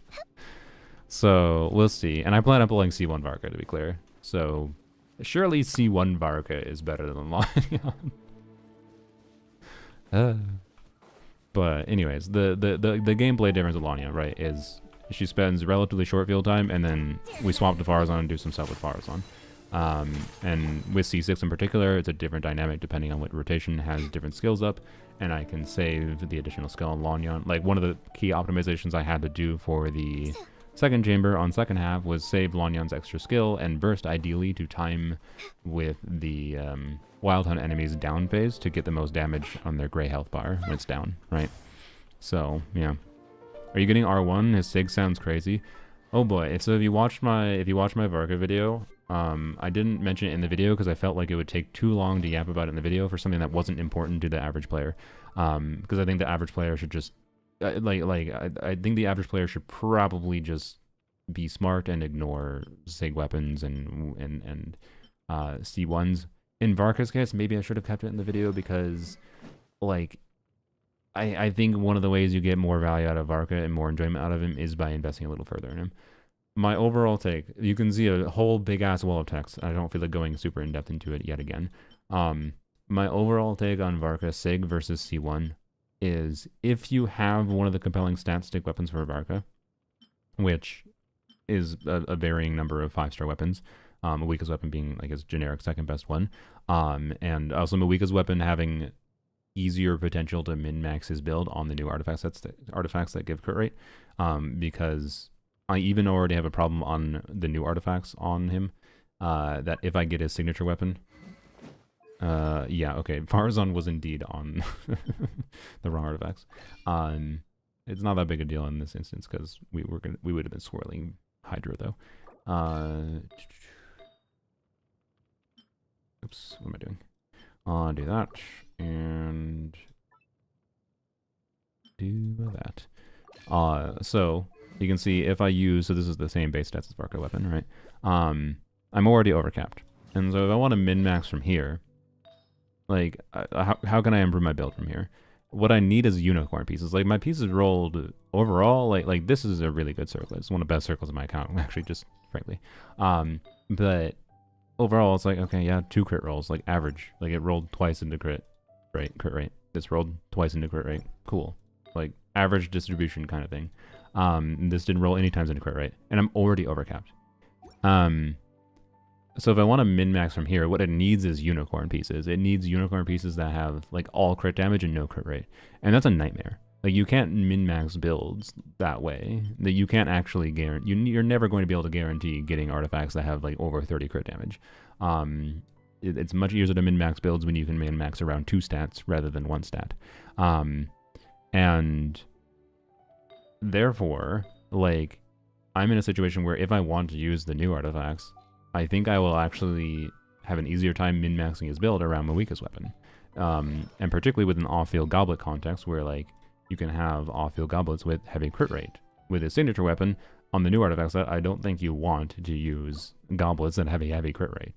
And if you happen to, particularly if people happen to have, like, no goblet that has heavy crit damage, and instead they have a goblet that has heavy crit rate, that is ideal for him, even including non-attack goblets, because you can do like Pyro Goblet or whatever, right?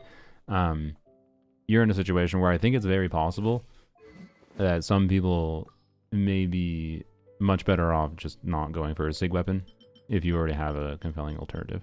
And that can include, by the way, Serpent Spine. I speak up because of how I think most people will end up wanting to play a shielder on Varka. I think Serpent Spine is actually better than it's represented in a lot of calculations right now. How much crit did your Varka have? My Varka was, apparently I chose to be a little conservative, so I had the ability to have a build that was actually pretty similar. So if I put this weapon back on for a SIG, and then go back to this piece. So this build, on the creator server account, I had a similar build with basically the same crit rate, but 220 crit damage. But I think I had meaningfully more attack percent substats. So I'd say I had a better build, but then most of the showcases I actually did, I purposely put a worse flower on that had much less attack percent or something, or less crit and attack percent or something. So I think it was more like 100 crit rate, 210 crit damage, or 215 crit damage. Like, it was a little worse than I'd say. I purposely tried to make it a little worse than what I have available on my main account. I did not like the creator server. You can, like, with the newest artifact sets, you can easily level up a shit ton of pieces, and including reroll them or even craft pieces to try to min max the hell out of builds. But yeah, I think 8250 is bonkers, and that's not very that's not representative of what I think the experience is. Whereas, like, what I showed was a good build on Varka, but if you spent, you know, a month-ish, maybe longer, and maybe deciding to craft some pieces for Varka, you could definitely get the build that I showed in the video. But most of the showcases were obviously with his SIG. Is interruption Varka teams really that bad? I mean, it depends on the enemy, ultimately. Like, if you didn't need grouping for the new Stygian boss, I think shielding would be preferred against the new Stygian boss too. But I can tell you, I had a very negative experience using Varka when I first tried him in his best team. Because my default was okay, let's see how Varka is in his best team. So Venti, Durin, Bennett, right? And I just went into the Abyss. I went into his shill side in the Abyss, in the new Abyss. That, by the way, the new Abyss that doesn't start until the last day of his banner. And it has Primordial Cube in first chamber, the Wolf boss in the last chamber, which requires Pyro swirling to be able to deal with. Maybe can I take other swirls? I don't know. It's an annoying mechanic.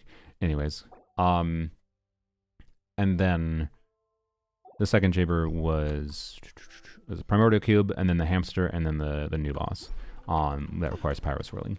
So, like, using his best team, appropriate for it and whatever, and like on the shill side for Varka, and I was like, holy shit, Varka feels like ass. And like, I was like, he felt terrible because I was getting terrible clear times in my initial attempt with him with his best team. And I didn't have Durin on Seg or anything. I put Durin on Wolfang. But Durin was on a good build on Wolfang, and Bennett was on a, you know, level 12, not level 13 burst. On Scour Blade, so not like a maximum potential Bennett or anything either, but, you know, like, he felt terrible because he was getting interrupted by everything. Everything. When you get interrupted on so much of his damage is his normal attack damage, you get interrupted on, he feels terrible. He feels terrible. He immediately felt like a 2023 character to me.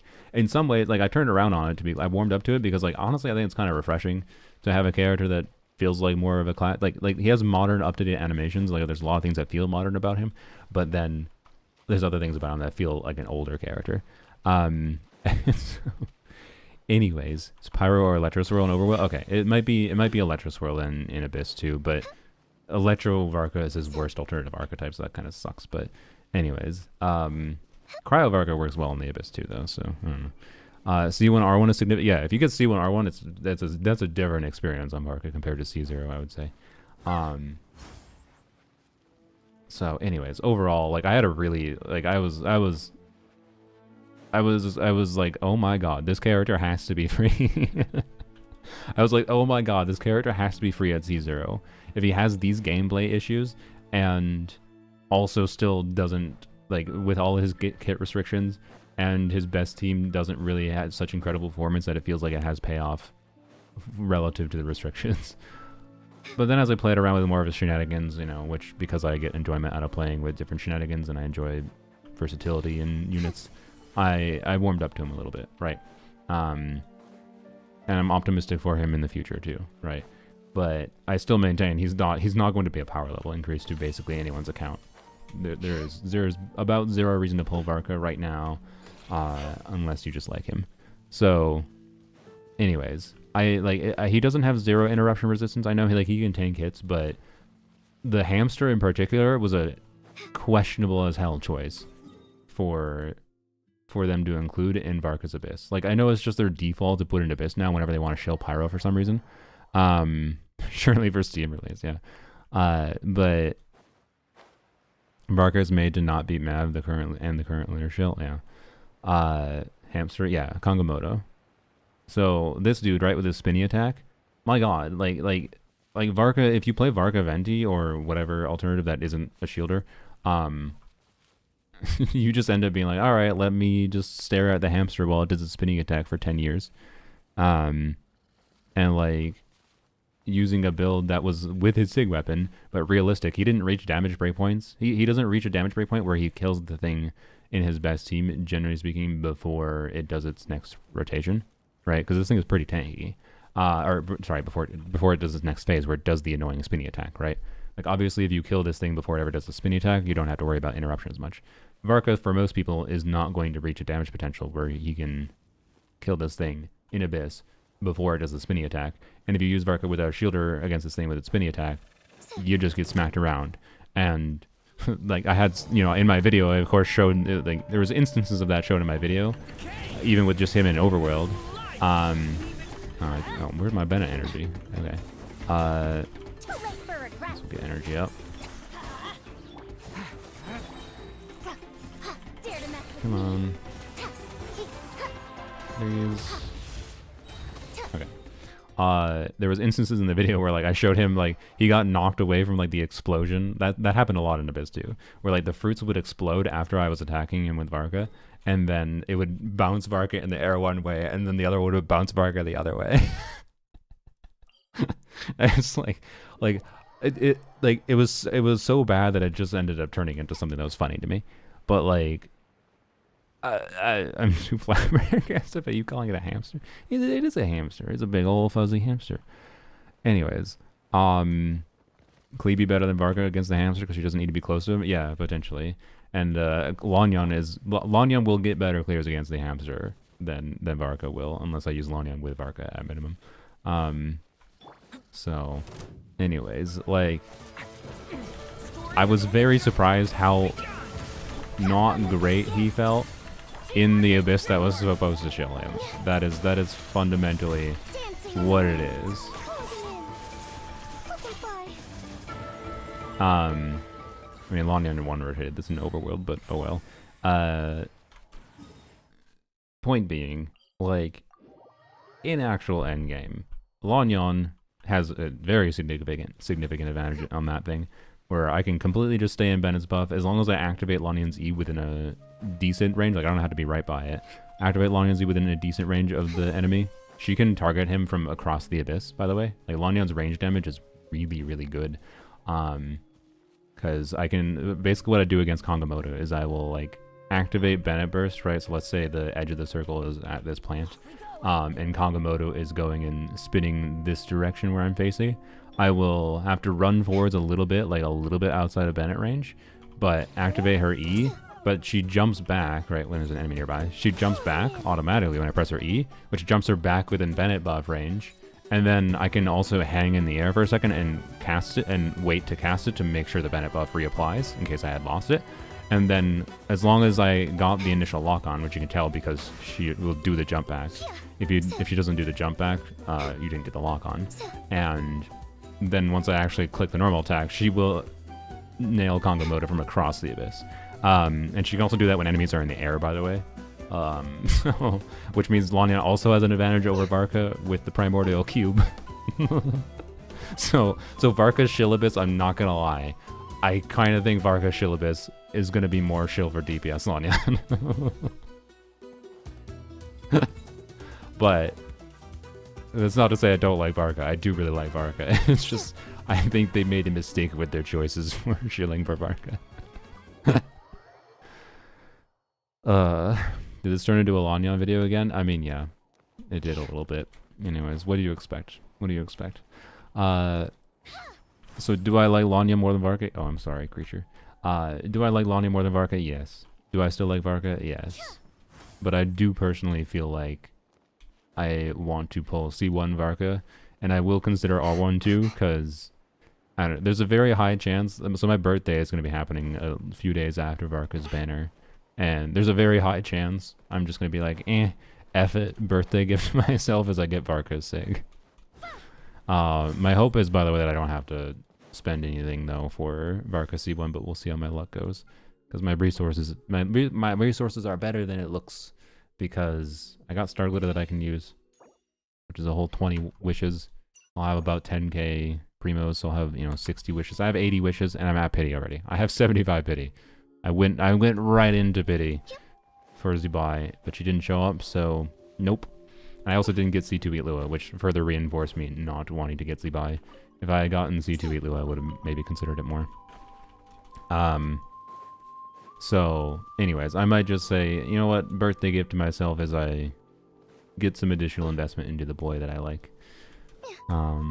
Also, he's like the first male character I just like playing, as a DPS at least. Like, I think I will enjoy playing him fairly regularly.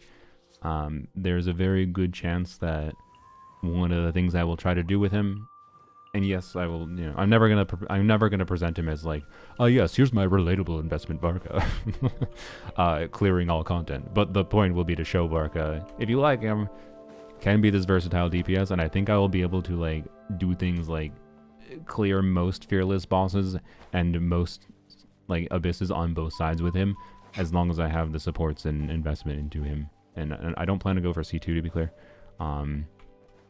His C2 is decent, by the way. I did test it a little bit. It's just extra Anemo front-loader damage with each of his skills. It's worth mentioning that with his burst, so if Zajeff's viewers, did Zajeff watch Seven's video? Are you guys familiar? I didn't mention this, I guess, to my viewers though. I kind of noticed this, but I didn't actually I subconsciously noticed it, because I could have sworn I was getting extra skills when I was bursting sometimes on him, but I thought it might have been hit lag extension. I didn't realize it was actually what it was, which is, I think 7 is right, at least in the creator server version, even though Varka's K doesn't say it does this. It seems to extend his skill duration when you use his burst, and that means that you can very easily get an addition. So at C0 you can get a third skill. Okay, so he didn't watch 7. Okay, so yeah, 7 noticed. 7 did some interesting combo stuff, which I think probably won't end up mattering that much in practice, but sometimes will matter. Like, I might practice some of them. And then the more interesting thing he found was that the burst seems to extend the skill duration, which I think is the case. I think that is what I was noticing when I was getting extra skills, not hit lag. Hit lag can affect that, but it also means that C1 can allow you to get 4 skills, by the way. Rather than, so the C1 gives you 3 at a baseline, with the first one being front loaded, but it also can give you a 4th one. The problem is when you get that last skill, you're not going to generally have buffs up, so it's not like that important right now, but it is an interesting aspect that could be relevant in the future. So why isn't anybody showing Varka dire clears? If people don't show something on creator server, what's the, if literally nobody shows something in specific, if literally nobody, including people showing whale showcases, don't show dire difficulty, what might the reason for that be? Swallow's nest when skies are fair. If literally nobody shows it, why would he can't clear it? No, that is not what I was saying. I went to Lou showed it. Did he? He wasn't supposed to. But if he did, I guess he has the I'm a big gacha creator. I'm a super big creator. I can do what I want.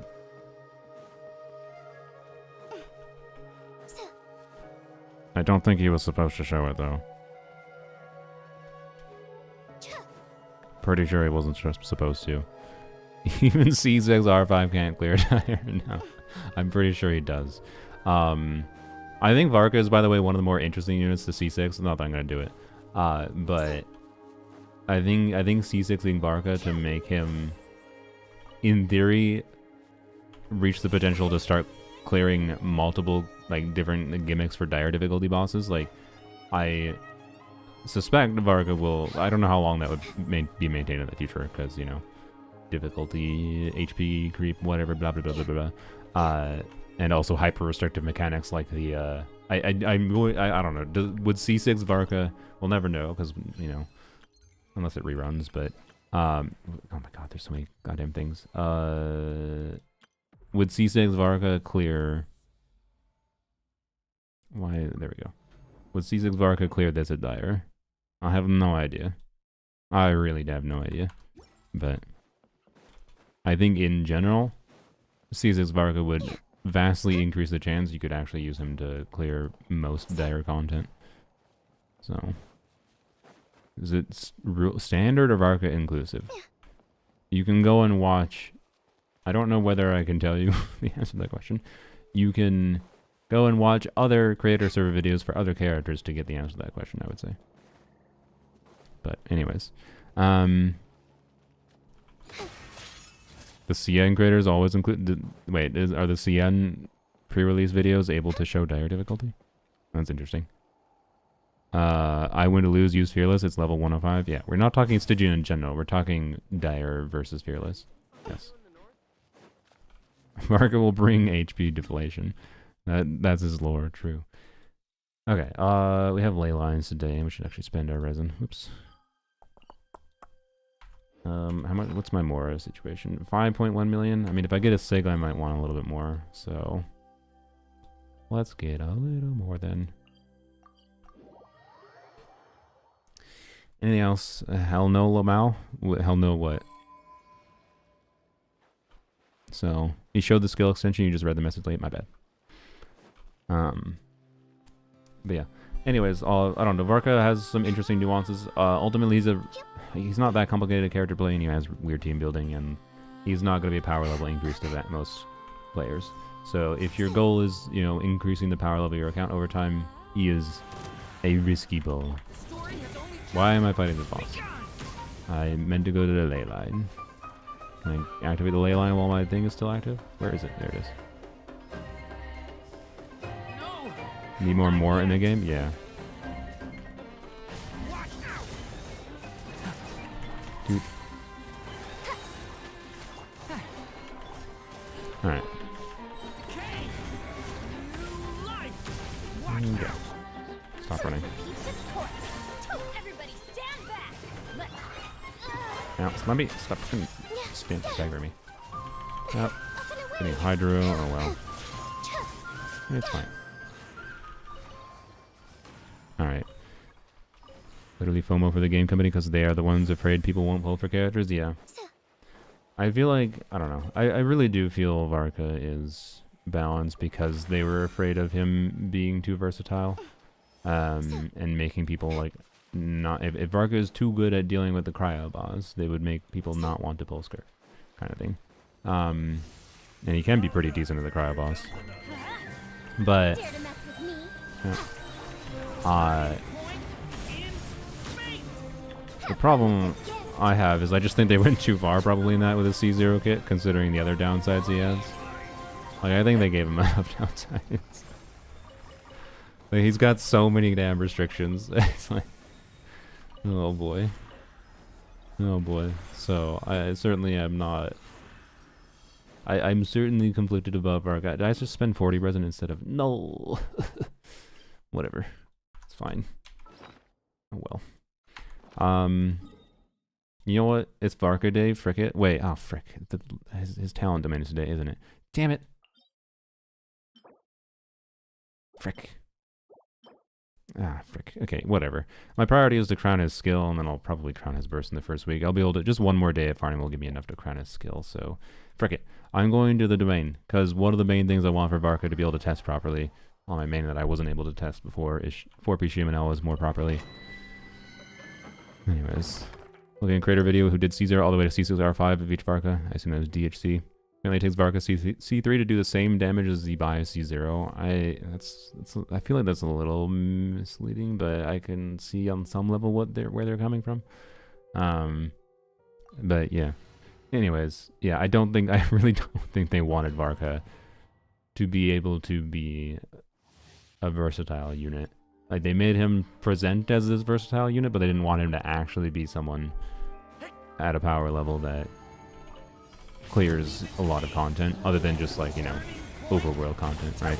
They want him to feel as a compelling unit that is versatile for changing elements for overworld, but not for elsewise. That's my vibe. You? Nice. Alright. I kind of need emblem artifacts too, by the way, so I'm fine with getting emblem pieces.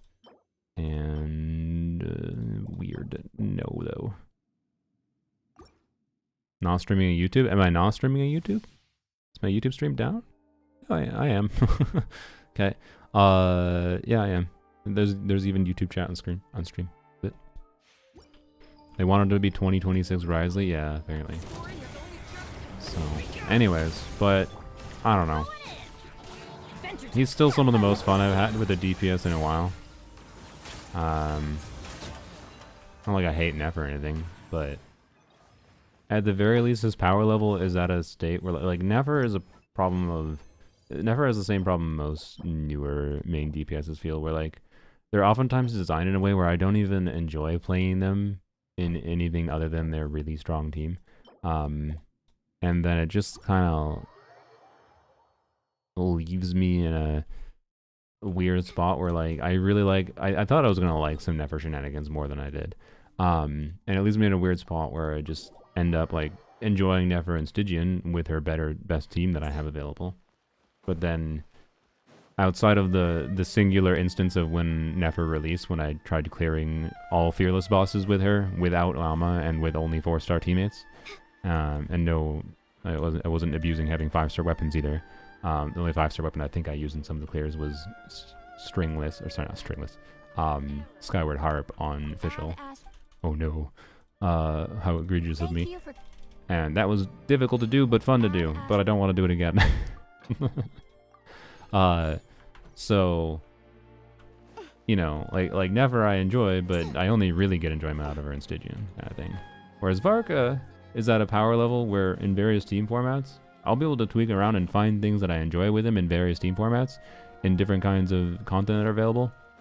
Like, I'll enjoy using his stronger teams in Stygian, and I'll enjoy using his weaker teams more in Abyss, probably. And I think seeing how I can adapt him to different Abyss cycles in the future will be fun. So, yeah, anyways. And from an Abyss context, his lower damage potential doesn't matter nearly as much.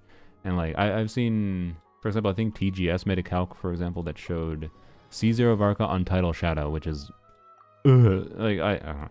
Varka, it's hard to recommend Varka if you don't have a more compelling weapon than Tidal Shadow for him, quite frankly. But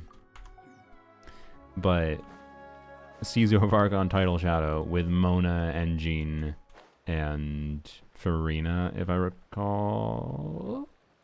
So Hydro Varka. It was only like 66k DPS or something, which I believe. But if we extrapolate out to C4 Mona and C4 Jean, and maybe even a C2 Farina, well, now we're talking something a little bit different, right?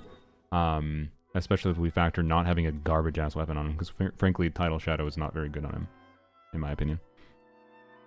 So, anyways, like, the point is, like, a little bit of additional investment, including just the standard banner constellations and characters, takes that team from, like, 66k is very much capable of clearing Abyss, that, like, any Abyss that would be incentivizing Hydro, for example.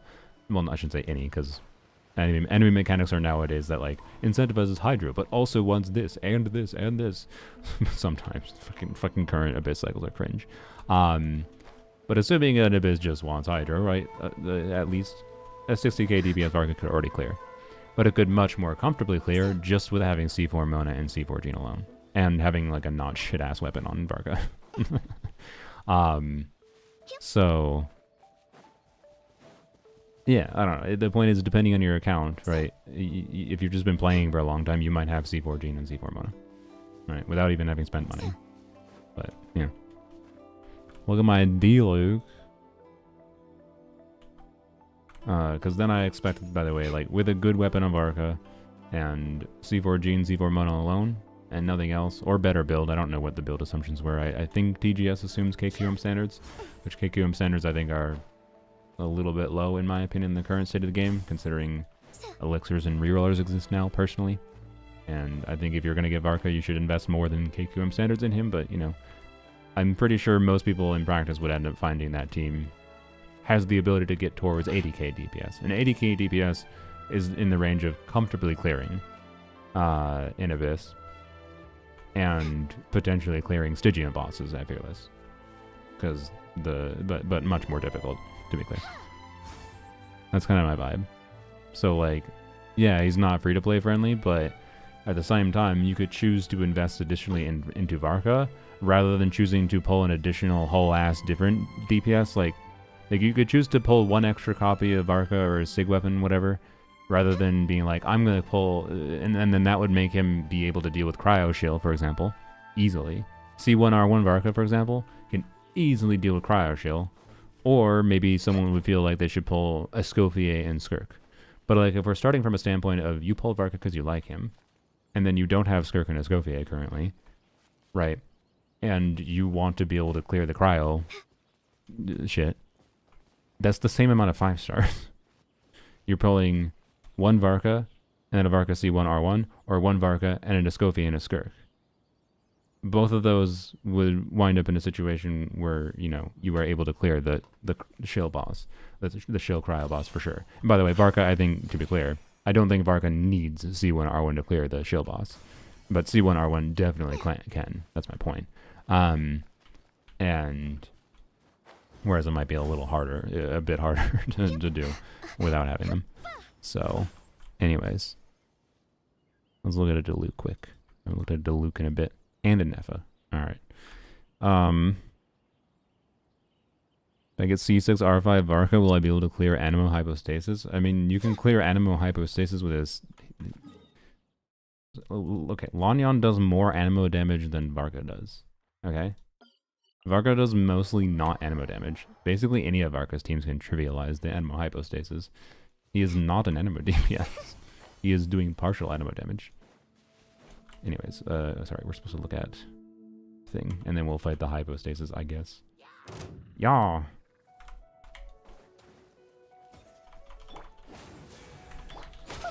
Goodbye.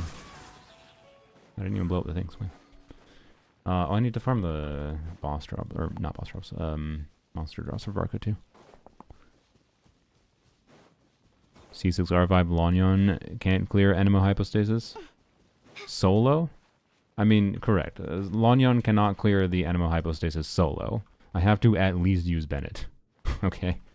Fine, we'll use Bennett alone because Lanyon needs an element being applied to either her or the enemy to get an infusion. Varka can technically clear the Hypostasis solo. Yes. Easily. But anyways, we'll look at your... Sorry, we'll look at your builds in a second. Wait, no. I said... Well, whatever, I'm already here. Sorry.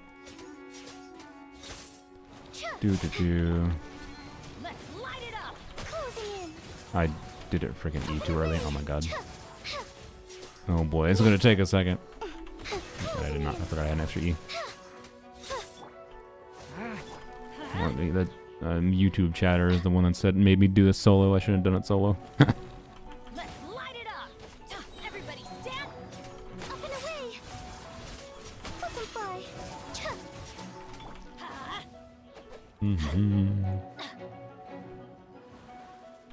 Look at that damage. Yeah, it's almost like Lanyon lost most of her damage, but Varka would be able to do this extremely easily without even using Bennett. Teamwork is dreamwork. Ow.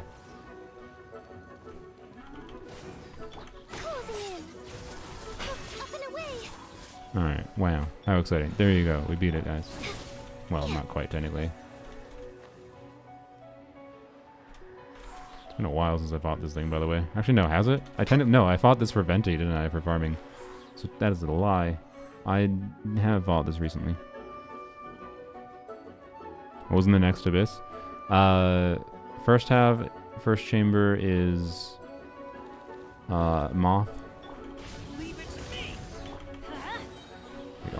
go. First chamber is the moth. So with one enemy before it, to be clear. So this thing. Second half is primordial mechanical array. In the second half, first chamber, and then second chamber, first half is the grandma character. Where is she? I think she's over here. No, where is she? I thought I had a pin for it. Not that. Oh, right here. Is this local legend? In the first side, second chamber, and then second chamber is a hamster, Kongamoto, the classic, and then third chamber is cryo automaton as well, and then second half is the other, what I believe is the other local legend, the wolf local legend that requires cryo or pyro swirl to break a shield. So, yep. Varka approaching modern DPS levels of Nicole's an on-field element skill damage buffer. I think she wouldn't be skill damage buffer specifically. Actually, it would be funny if she was though, because if she's a skill damage buffer, there's a very non-zero chance that if I would think it would be the most hilarious future reality to me would be if Nicole uplifts Lanyon more than she uplifts Varka. So that vision where you said Nicole as a skill damage buffer would definitely buff Lanyon more than Varka. Because Varka doesn't do that much skill damage. And also would be weird because he has this intended option of doing his charge attack instead of skill, which are pretty similar to use. It's just like the skill is bigger AoE and a little bit faster, so I'd say normally default to using the special skill, not the charge attack.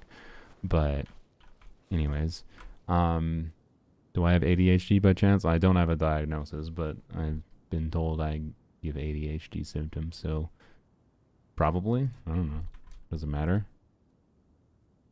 I don't know why I shrunk the window that much. Level 95, Bacon, Mr. Diluc, Crimson 2026, holy. Also that goblet, Jesus Christ. Yep, this seems like a pretty strong Mr. Diluc. It's a lot of HP on your feather, though. Oh, no plan for the day? I mean, I feel like... Doing whatever I feel like, I suppose. Mob, you asked for advice on how to improve. I feel like you know where to improve. Is there an artifact set that makes more sense with Diluc? I mean, Diluc is... It just depends what you're playing. Like, if you're playing Diluc Melt Plunge, I don't know if Crimson is that good. So... What should Nicole's kit do to buff Varka without buffing anyone else? No, I don't want that reality, to be clear. I think that would be a bad reality. I don't want Nicole to only be a Varka buffer, but frankly, even if she is only a Varka buffer, there's a very good chance she still buffs Lanyon. But the thing that would make... sorry, let's keep this up so I remember.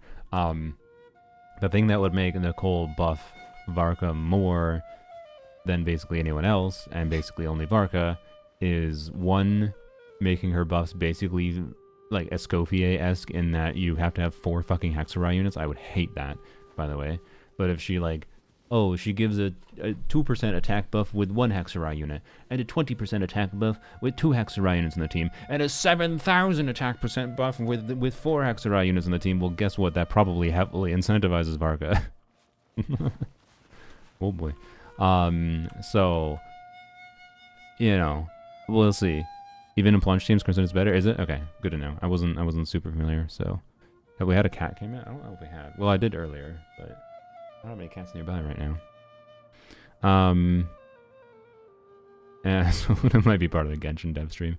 5, 10, 15, 75%. Yeah, like I hope that isn't the case. I hope she doesn't hyper shill having 4 fucking Hexarais in the team. That would make me sad. Hexarai Swirl or something, I'd be down with that. That again would probably buff Lanyon. Like, all I want, I'm relatively optimistic about Nicole at the end of the day, because I don't, like, Nicole is going to be a character they know people, like, I think a lot of people like Nicole, and I think they know a lot of people will pull for Nicole, because they like Nicole, and making her a support that only is relevant for 1 DPS, a DPS they released who on release is basically, other than for people who like him, is going to be pretty much universally panned as, you know, maybe he'll become good and better in the future, but realistically, you shouldn't pull this dude unless you like him. Like, that's the kind of recommendation that means if they make Nicole very niche and targeted towards Varka, then the people that wanted Nicole but didn't care about Varka are gonna be quite upset, and they're gonna lose potential money they can make. My plan for the day? Right? Like, I don't Whatever I feel like I Varka, suppose. yeah, Varka I think is Tomorrow. probably a small selling point for Nicole. I doubt Nicole has a kit that's only for Varka. So, but maybe I'm underestimating Varka's popularity. Maybe, yeah, maybe 80% of the player base will want Varka, such that they'll entirely design Varka around Nicole. Or, sorry, Nicole around Varka. Varka might be designed around Nicole. I think that's more likely, basically. I think Varka is designed more around Nicole than Nicole is around Varka. That is my theory, right? But this is the problem. This is the first time they've like released a key support, by the way, for a character like a main DPS after them. Like, I assume Nicole is a key support for Varka, based on my experience with him. But like, I'd be surprised if she doesn't uplift him meaningfully, and I'd be surprised if she doesn't give a shield. But she's being released after, including multiple patches after. Like, she's probably gonna come within 3 patches. Shenhe was after Ayaka. Yeah, I mean, I'm more recent, yes. But though, I know there's cases of characters released after. There's not many, and since like Moika, for example, we've had Moika Zilali, and then we had Veresa had a support released with her, Eonson. Escovia came out before Skirk. Ineffa came out before Flint's. Llama came out before Nefer. And you can say, oh, Columbina came out after all those, but like Columbina was like an additional best last slot for all those teams, not like the key support you need for you are not need but wanted for them, right? So Nicole's weird in that she's coming out multiple patches after Varka. Like, I don't know, I'd be surprised. I'll be disappointed if she's only a Varka support, but anyway, we'll see. Yes, I hope yeah, if it is a Hexerite, like if she has a Hexerite.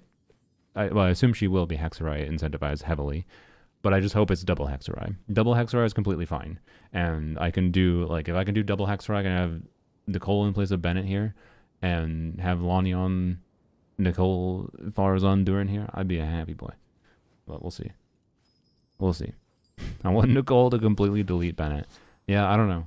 I think at this point, because of the fact that they've already really diversified teams away from Bennett reliance to a significant degree, I think it could be argued that it's not that much of a problem anymore if they power creep Bennett.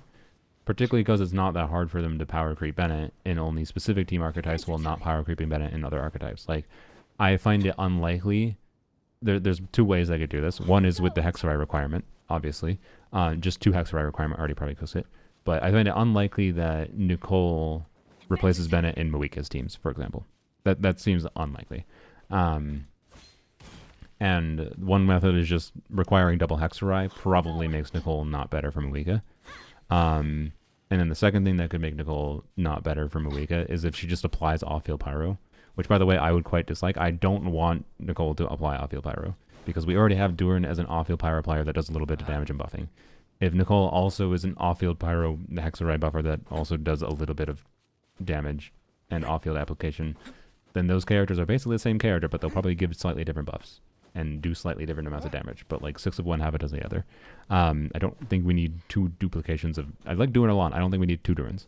So I would prefer Nicole didn't do any off-field damage at all, personally, and was just more buffing focused, or buffing defensive focused, whatever. But we'll see. Anyways, 2 or 3 Night Soul characters on a team, and like I'm a Wika team. I don't like. A lot of people will want Shalonen for quickly getting Moika's burst back. But you don't need technically more than 1 Night Soul for Moika. So a Pyro or Shalonen? What? I mean, it's possible. I guess, I don't know, that's actually a good point. It's possible Nicole Bennett, depending on, again, how restrictive, if she forces Hexerite or not for getting meaningful buff value, I could see Nicole being part of Moika's best team, but not replacing Bennett. But instead being Bennett, Nicole, Moika, Lolly, of course.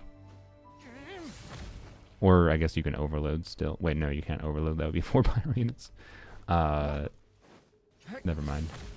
So, anyways, she has an on-field playstyle. I mean, if she's a Catalyst user, she'll have an on-field playstyle. It just might not be that good.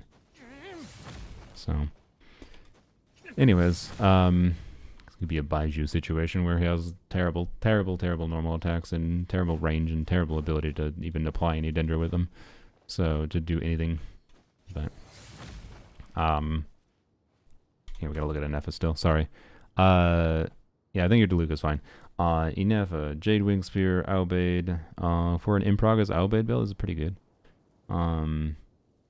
Realistically, it's just, are you using a team that you want to burst every rotation on her? If you don't, then frankly ER is pretty much a dead stat on Anefa. I don't really have much advice other than, yeah, getting more crit substats on your timepiece obviously would be nice, and same story for the feather in particular. Your flower is really good. Feather timepiece is meh. The goblet is quite good. I wouldn't really worry about the goblet that much. It is kind of carrying your crit rate. And then off-piece circlet is pretty dang good. So, I mean, yeah, obviously it's just the feather and timepiece that could be improved a bit, but... And then level 90 Anefa, in my opinion, is worth it at some point, but you don't have to over-prioritize it depending on what your resources are like on your account. But yeah, you can absolutely run a 0 ER Anefa build, honestly. And I kind of... Originally, I preferred burst every rotation Anefa before we had Aubade available. Now that Aubade exists for Anefa, I'm a fan of burst every other rotation Anefa, outside of the one context where I care about bursting every rotation on her, which is with Dia. But even then, I can burst every other rotation with Dia and it's still fine, right? Like, it's not a need, it's just I prefer it. But yeah, I have a 105 ER Anefa that, outside of the Raiden team that refunds her all her energy, like there are some team contexts where this is fine. That's my point. But like 105 ER is perfectly fine. So ER can be a dead stat, so don't over prioritize it, is my point. But it can be nice to have still, depending on the situation. So yeah. Babysit Clee for a week to be Hex. Oh, speaking of, I don't think they clarified. I assume Varka's Hexerai quest is separate from like his other quest in the patch. It'd be really annoying if Varka's Hexerai... I mean, not that annoying. It's not that big of a deal, but his passive is not so incredibly strong. But I wouldn't be able to like test certain things properly if Varka's Hexerai quest is just the same as his main quest. I think it's a separate thing, right? It's probably a separate thing, surely. Anyways, Hex quests are fairly short. Yeah, but I don't actually know that he has a separate quest. Like, they could have just made his Hexerai quest be technically his long main quest, no? Surely they didn't. They are separate? Oh, okay. Varka's not doing his homework. No, I'll make him do his homework. He has to. If you don't mind me asking, like, Llama C1 accidentally, you think her C2 is the same power as Lolly C2? I mean, for the team context where it matters, for like Llama C2 is better for main DPS Columbina than most of Columbina's constellations are for Columbina. If you want to main DPS Columbina. Like, I yapped for a bit, and then for Nefer too, by the way. Like, I actually went and ran the numbers on it because the game pooped a free C1 Llama on me that I did not try to get, and yeah, obviously that's going to make me tempted to at least maybe see what happens if I throw a temple or two on the banner. Do I need this C2? Absolutely not, but, you know, it'd be funny to make Nefer even more overpowered. Llama C2 is a meaningfully better damage increase for my Nefer team than getting Nefer C2 is. So getting one more Llama con would be better than getting 2 Nefer cons for me.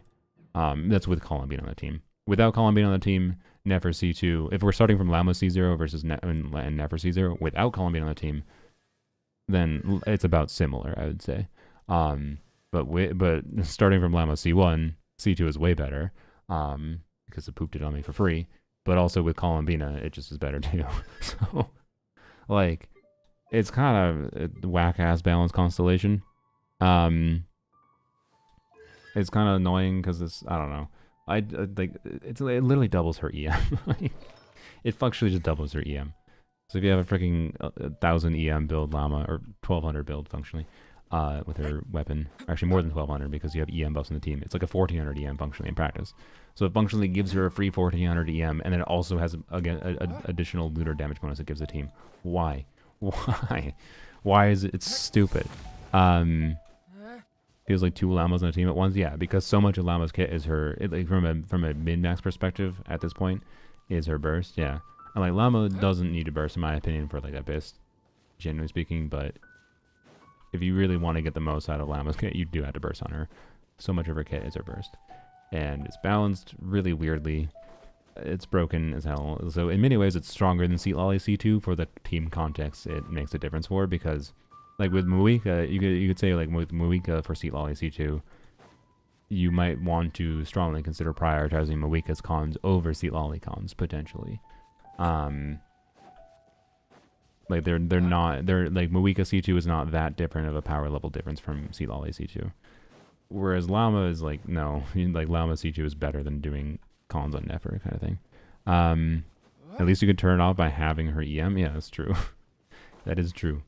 A little bit more than having. I think I'd actually, with external EM buffs, I'd have to, I think, remove EM timepiece and, like, at least the EM timepiece and circlet. So, anyways. But yeah. Probably don't even need to do the homework quest. I mean, it's probably not a need, but also gives 40% lunar bloom. Yeah, that's what I was saying with the lunar damage bonus. Technically, it's lunar bloom damage bonus. Yes. It's just like, yeah, she needed that additionally on top. Yeah, like it's a better constellation for main DPS Columbina. I feel like people who are considering Columbina constellations, were probably people that are more likely to want to main DPS Columbina anyways, and it technically is probably more efficient to main DPS Columbina by getting Columbina C0 R1 and then getting Llama C2 and then considering Columbina constellations. But because of the fact that, you know, people are just gonna obviously wish more on Columbina banner anyways, and as if you're a Columbina main, you probably who's considering Columbina constellations, you're probably gonna use Columbina and more than just main DPSing or regardless. So therefore, it's like, okay, you probably get, I don't know, C2 Columbina, I guess. And then you really probably should strongly consider Llama cons over anything further. Because Llama C2 is definitely significantly better than Columbina's last 4 constellations. So, yeah. Anyways. Could you look at my skirk? Normally, the review I just did on Twitch was a community redeem, but because I don't have community redeems for YouTube, sure, I'll do one quick. Skirk barely reaches 130k DPS. I mean, 130k DPS isn't necessarily bad, although with Azure Light, you usually have the potential to do more. I mean, your crit rate's a little low if you're doing double hydro. Keep in mind, you're not getting cryo resonance if you're playing double hydro, but it depends on the team. I generally speaking prefer triple cryo teams that have cryo resonance up. The reason you try triple cryo over cryo resonance because you need to keep cryo aura on the enemy to keep the crit rate buff, right? You could consider an attack goblet, but I don't know. I don't think your build is the inherent issue. It's more likely to be down to the supports you have. I think Jamie just posted a video that is mostly correct. I saw a little bit of that when Jeff was reacting to it, but I started my stream I think before he was done. But let me try to find what if I just search Genshin? Isn't it Jamie 90? No, Jamie KB90. That's why I got it wrong. Okay. Yeah, he posted this 3 days ago. I think this video is probably pretty accurate. I don't know that I'll make a similar thing. Was it the sound effect? Here, I'll give this in chat. No, I'm not gonna watch this video, but here you can watch it if you want.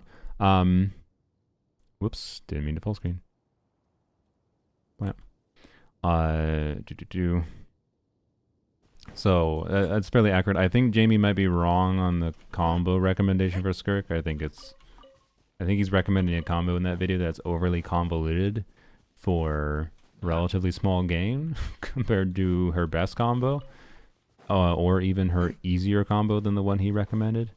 So, and I think Jeff apparently likes doing, which I should try this. Here, let's go try it right now. Why not? Jeff likes N2Q 4 N5 with, I assume, dash cancels after the N5s.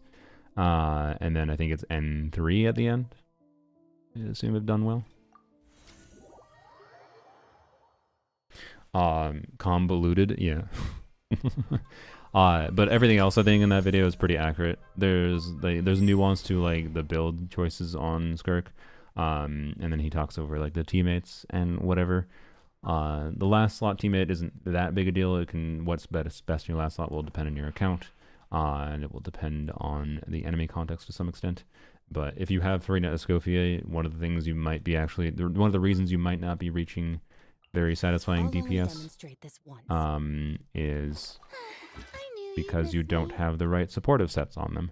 And theoretically, so for example, in the team that I'm going to play here, which I don't actually technically have the theoretical ideal, the best combination of supportive sets would be Noblesse on Charlotte, Tenacity on Farina, and that's probably one of the biggest things that I bet a lot of people still haven't done for some reason.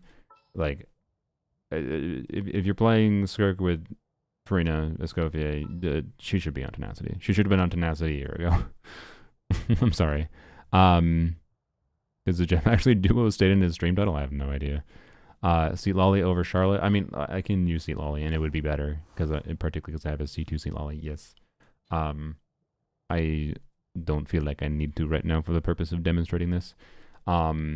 But yes, Escoffier on 4-piece scroll is better if you don't have someone else on scroll. If you do have Seat Lolly with her, because Seat Lolly is one of the better last slots in Skirk teams, Seat Lolly would be on scroll, and then you put Escoffier on Noblesse instead.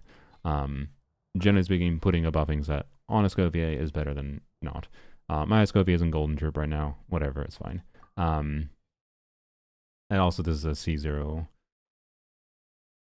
This is a C0 Escoffier, C2 Farina, there's a no Escoffier Sig buffing, and then it is a C1 R1 Skirk, so keep that in mind. What artifacts do I have in Skirk right now? I think I have a galleries on her, so I have a good galleries build, with 71 crit rate, 231 crit damage. Yeah. We'll just start with energy because it's fine.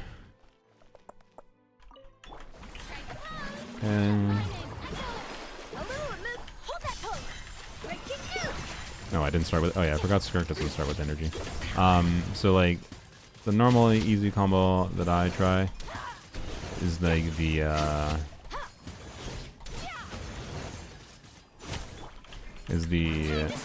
N5Q.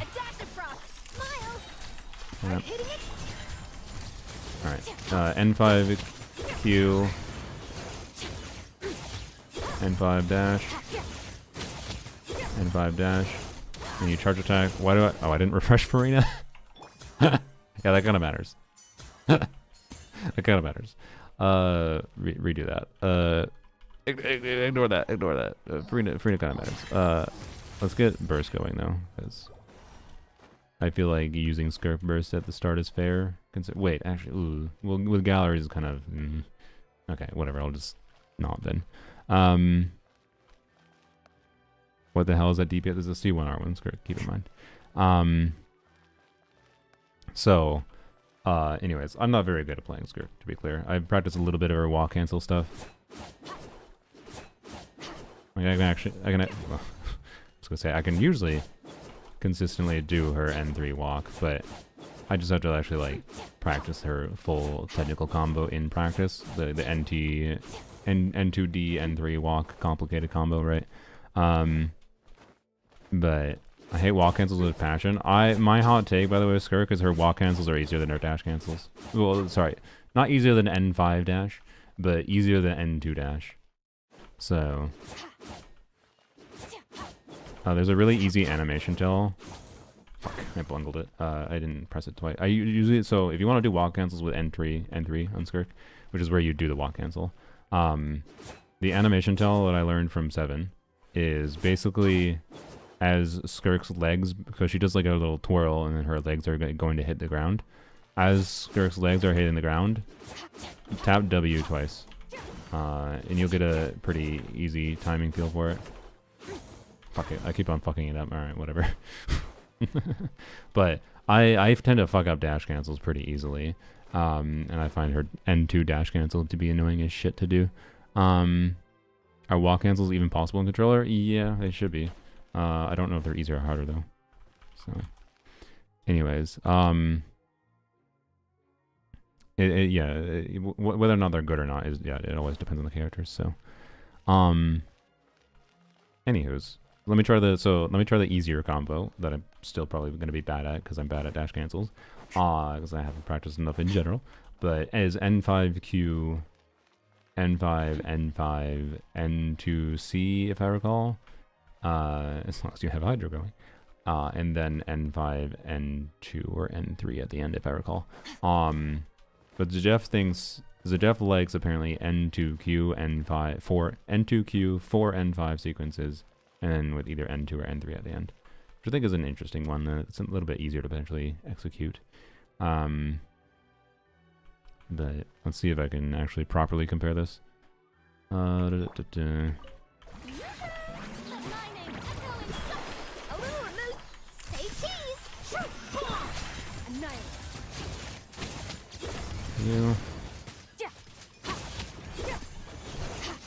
Bad.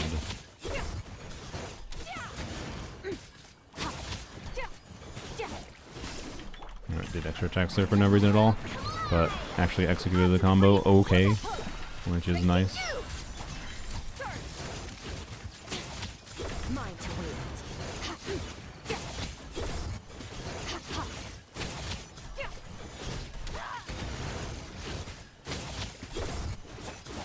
Bad. Missed the final N2. That's fairly common for me when I practice this combo. Oops, I swapped her there. I don't know if I had TDDS. That's the most awkward thing about Charlotte here. Reserve 1, it's bad. I might have canceled too early. Whatever. Good enough. Bad play, 185k. I'm pretty sure if I'm playing well, I should actually hit 200 pretty consistent with that combo. But whatever. It's good enough. So, yeah. Charlotte doing a mega 1% of team DPS, by the way. Oh, you can't even see it because the chat's in the way. But there you go. 78, 11, 11, 1. But yeah, that is, by the way, Escovia doing 11% damage is why 4-piece scroll would just be better. What does Charlotte do again? Walk cancel tutorial, watch Bote videos. It should be the same thing where you double tap. I've actually done walk cancels on mobile. I think in some ways they're easier. It's gonna be the same way. You just want to like tap the forward key. Fuck. God damn it. Yeah, let's see if I can get 5 in a row. God damn it. I swear I used to be doing this better.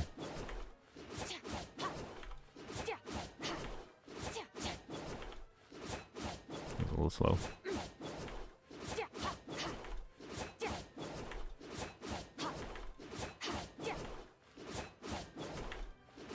Yeah, there you go. Got to do a rhythm of it. So yeah, and I just double tap W as her feet are kind of like about to land on the ground, or right as they're landing on the ground, and then you just get a feel for it. I don't know. It should be the same thing on controller or mobile. I think controller might be the hardest, or might be easier. I'm not sure. Controller's weird. And can easily be screwed up maybe if you like put a slightly wrong input direction. Whereas mobile, I think, is a little easier because you can just do one single tap, potentially, at the right time. But, I don't know. I've done walk cancels on mobile before, and I actually felt like they were fine. But I wasn't, like, doing actual real combos in practice. I was just checking to see how it felt to do a walk cancel.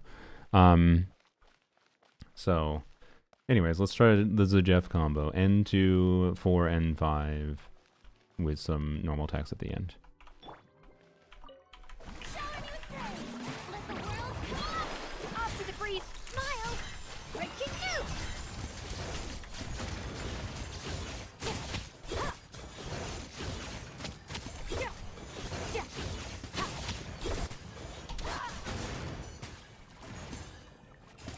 I wasn't able to do 4 and oh yeah, you have to do an extra charge attack. Where does what is the combo? Zajeff viewers.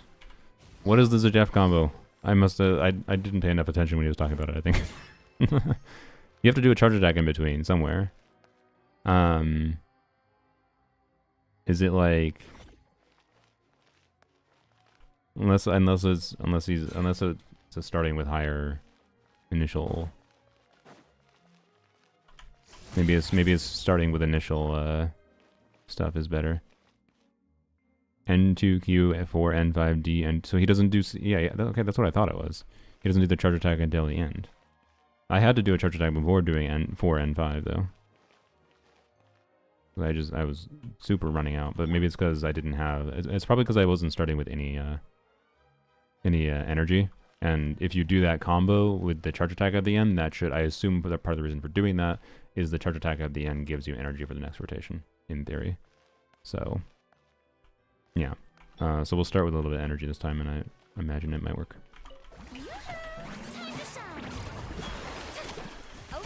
I almost bursted on the scope A for no reason. Ah, fuck me. God damn it. My brain immediately didn't do N2Q.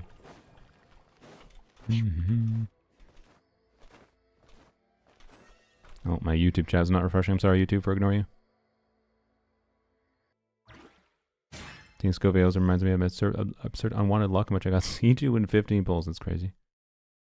Skirk's cancel combo. How to use it? How does it actually improve her damage? Skirk's damage with doing her cancels can improve her damage by up to like... From her really simple combo, that's like just N5 spam without doing any cancels whatsoever. Just doing some amount of dash cancels can be like a 5 to 10% DPS increase is the simple answer. Doing a little bit more difficult combos can be towards like getting towards a 30% DPS increase depending on what you're doing. So I would say it ranges from a 10 to 30% DPS increase. 30% is not achievable for most people. Like I couldn't show you the combo that does a 30% DPS increase right now. But it gets into that territory of like, you can do enough optimization for her that she can functionally be a lot better at C0 than she elsewise would be able to be. Depending on how practiced you are, mostly. But yeah, anyways. Wait, there's UI options now? High DPS, show EM stat. EM stat reading and not natively supported, forcing it on can... Interesting. They've okay. Cosmos found a workaround for showing EM. Huh, okay. Cool. So Jeff broke his mouse trying skirt combos. Oh boy, should I really be trying this combo? Oh, I need to do this. Doing dash cancels after N5 still wasn't enough to clear Dire and her own shield boss, so I guess it really is a matter of supports. Yeah. Supports matter a lot, and the support builds can make a way bigger difference than you expect. Also, I've had circumstances where I find Marshall's Hunters meaningfully better than Galleries. I have a very good Galleries build, but I have found circumstances where Marshall's Hunters can be better than Galleries because... Partially maybe because I have C1 to be clear, but partially because her stupid artifact set only gives you damage bonus for normal attacks or burst damage bonus. And so if you do a burst and a normal attack sequence, because a lot of times like enemies will have stall mechanics where you can like build up energy and do a burst in one rotation and then start doing normal attacks.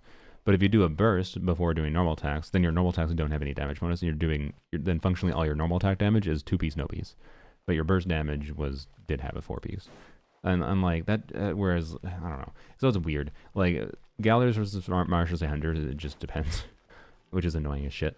I actually think the safer default for her, even with her SIG weapon, is defaulting to Marshall's Hunters. But, anyways. Rosaria be a replacement for Seat Ollie in a Varka melt team? In theory, yeah. But expected to be a lot worse.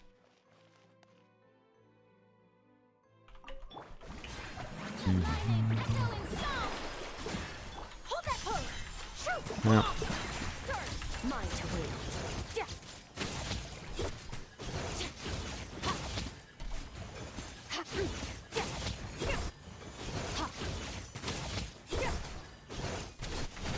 Okay.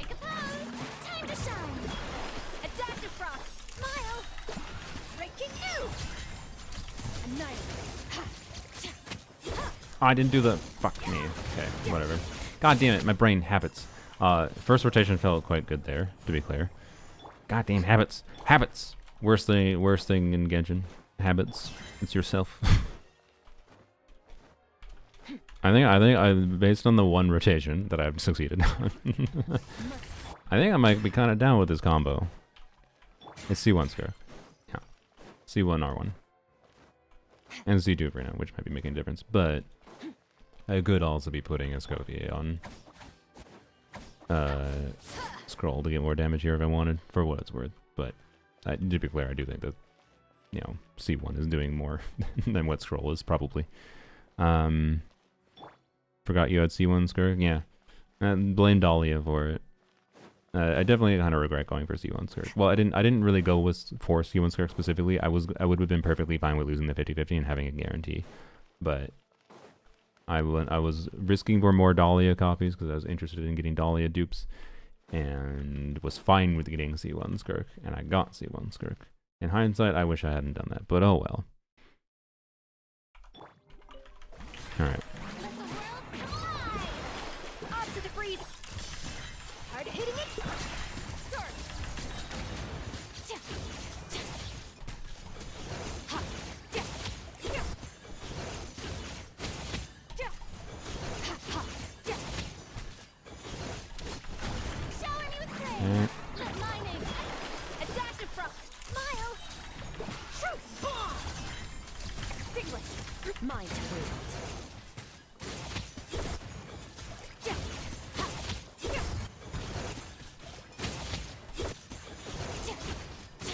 Really bad.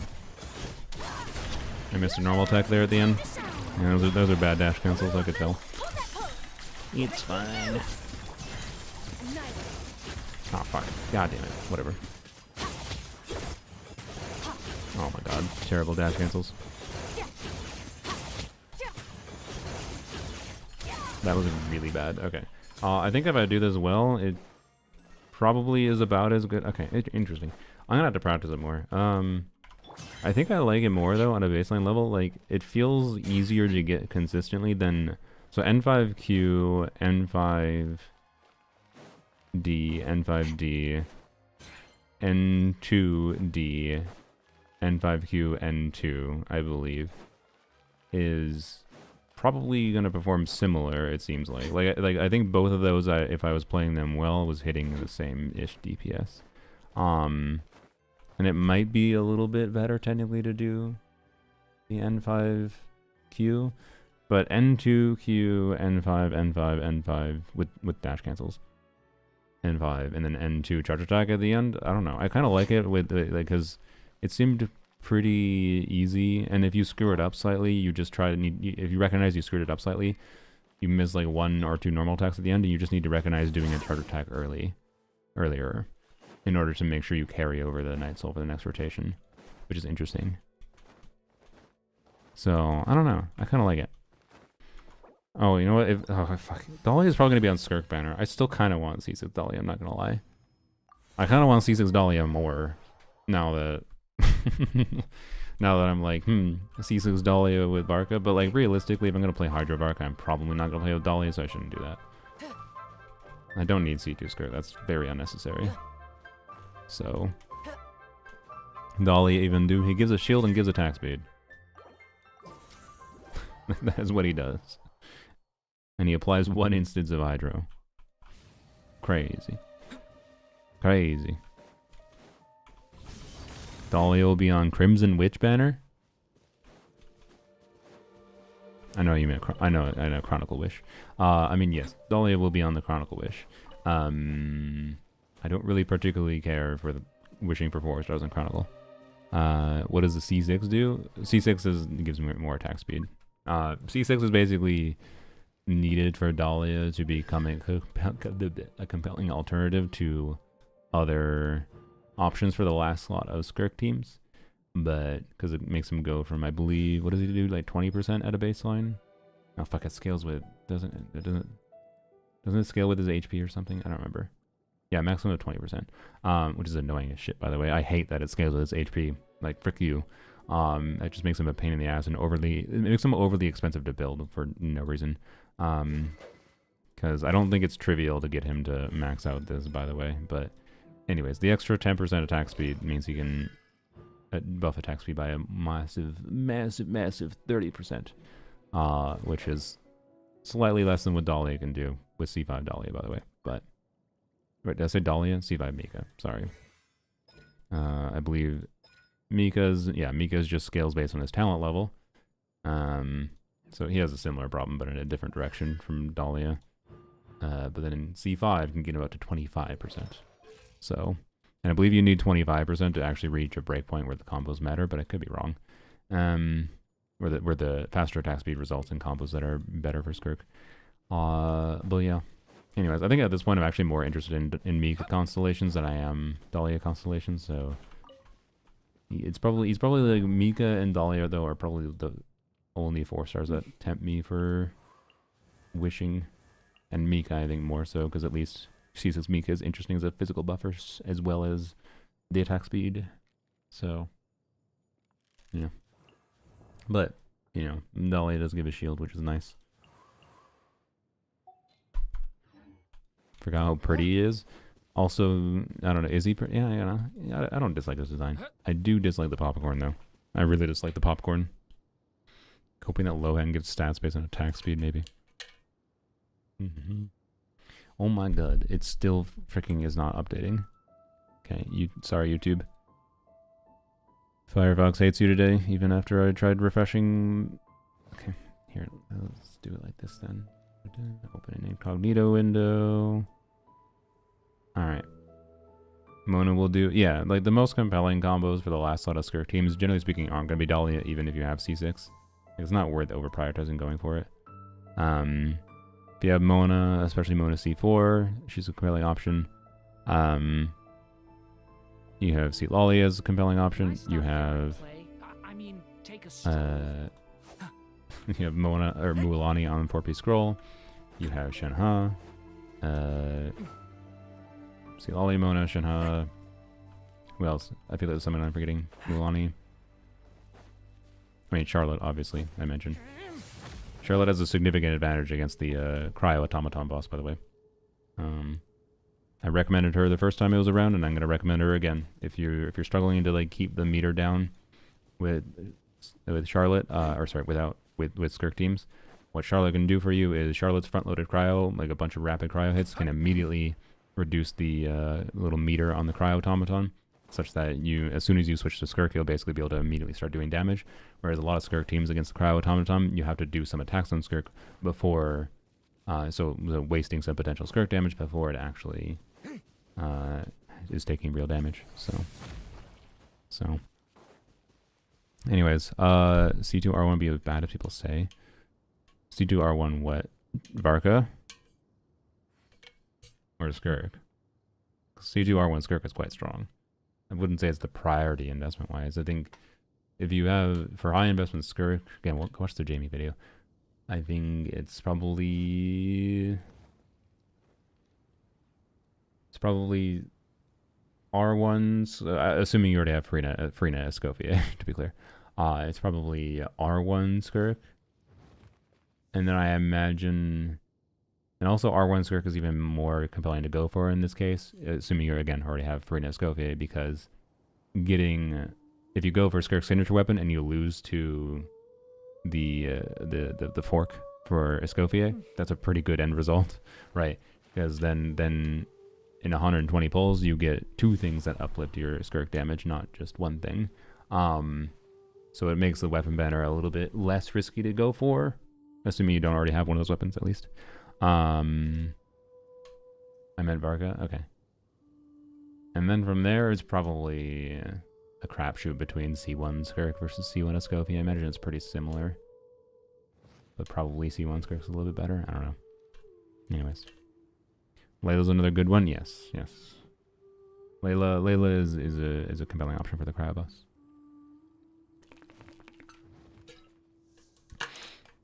And would be more compelling if your main option for the difference with Charlotte. Layla takes a little bit of time to actually start doing her things. Charlotte just does it right away. But Layla's a lot less annoying to build and can be on tenacity, and gives you a shield that would enable Calamity of Ashu on Skirk, right? So that's big. For Varka, I don't know. So Supreme Senpai, do you have Varka? What you should prioritize for upper investment on Varka? I think it depends on your available weapon options, and it also depends on what you currently have for teammates. If you skipped, you said you saved for 7 months. It's always a mistake to not prioritize supports. Like, it was pretty obvious that Duran was likely to be a relevant support for Varka, especially because, like, we got this, it was without any leak information, by the way.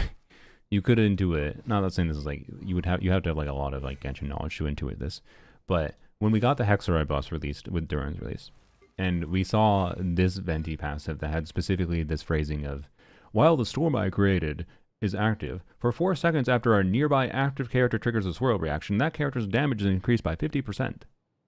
That's a weirdly ass specific phrasing, right?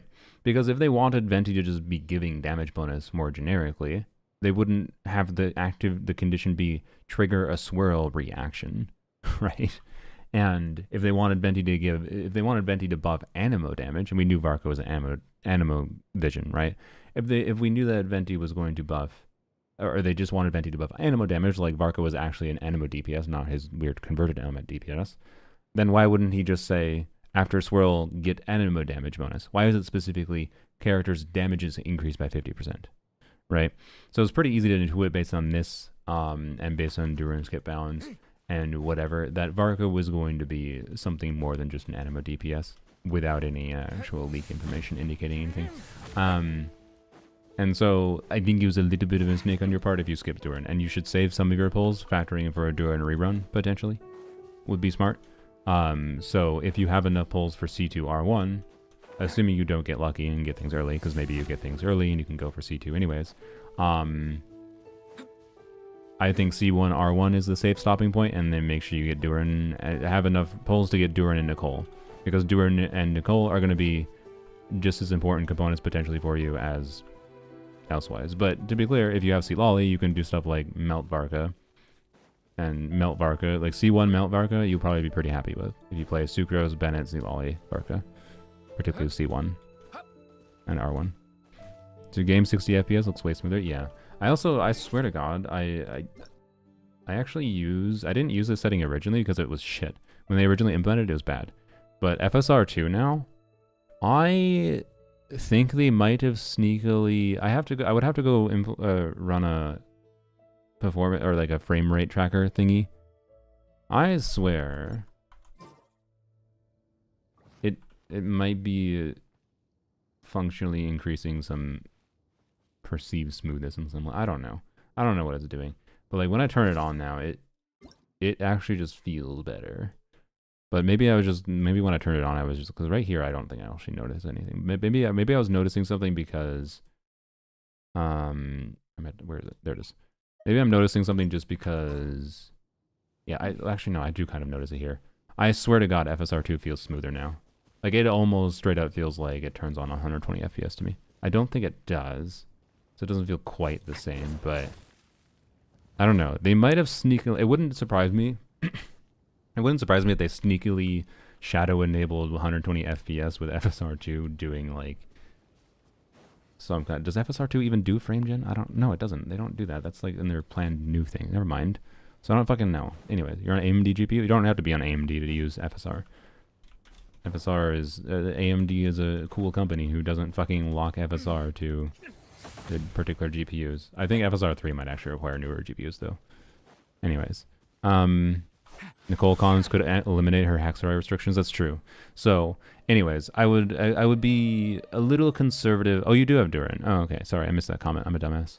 I'm gonna bench my Moika so Varka gets C-Lolly. Let's go. Yeah. So then if you already have Duran, then I would just make sure you plan around Nicole a little bit. I think you are going to feel satisfied with getting Varka constellations. They are very noticeable difference makers for how strong he feels to play in different situations. And I tested C1 Varka. I tested C0. Sorry, I tested C1 versus R1. So C0 R1 versus C1. And I liked, with already having Moika's weapon available, my conclusion was that I'm going to prefer C1 over R1. But I'm also still quite tempted to get C1 R1, because C1 R1 together is quite nice. But if you don't have any other compelling 5-star weapon for him, you should definitely prioritize R1 over C1.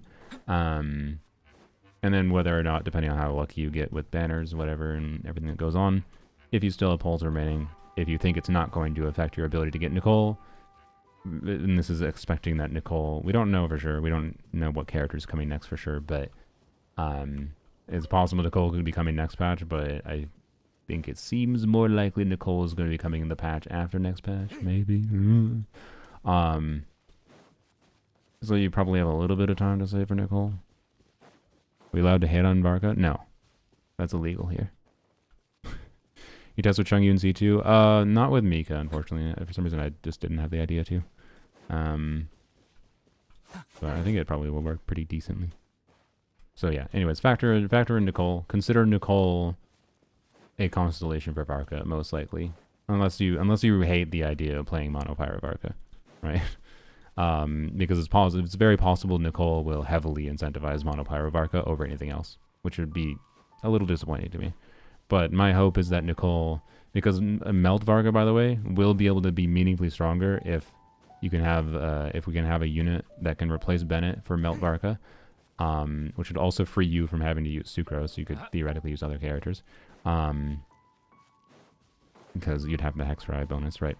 You still probably want to do an Anemo unit, but, you know, the VV out time is kind of short anyways, so if Nicole is a Hexray unit, or if she's almost surely a next Hexray unit, if Nicole can replace Bennett in Varka's Melt team format, then you can do Nicole, Seat Lolly, and Nicole has better buff up time for Varka, and he gets similar damage as with Bennett for his front-loaded Melt hits, but then also has more hits that he can have that's just buffed longer. Like Melt Varka could be substantially buffed by Nicole, but if Nicole does any off-field pyro that you as well, maybe we can control it, right? It might be possible to like have Nicole's buff from her burst, but then like not use her skill because her skill is what does her off-field pyro, right? I don't know what her kit looks like, but it's it's possible she has a kit that's like Duran, where to get the buff on her requires using her burst, and that also then does off-field pyro, and therefore you can't have the buff without also having off-field pyro. And therefore that would completely kill his Melt. Like, that would kill Nicole for her Melt team, if that's the case. I don't know, right? So it depends what team is your favorite at the end of the day. But expect Nicole to be a compelling... I would be surprised if Nicole wasn't compelling for Varka, but who knows for sure. Only Hoyo.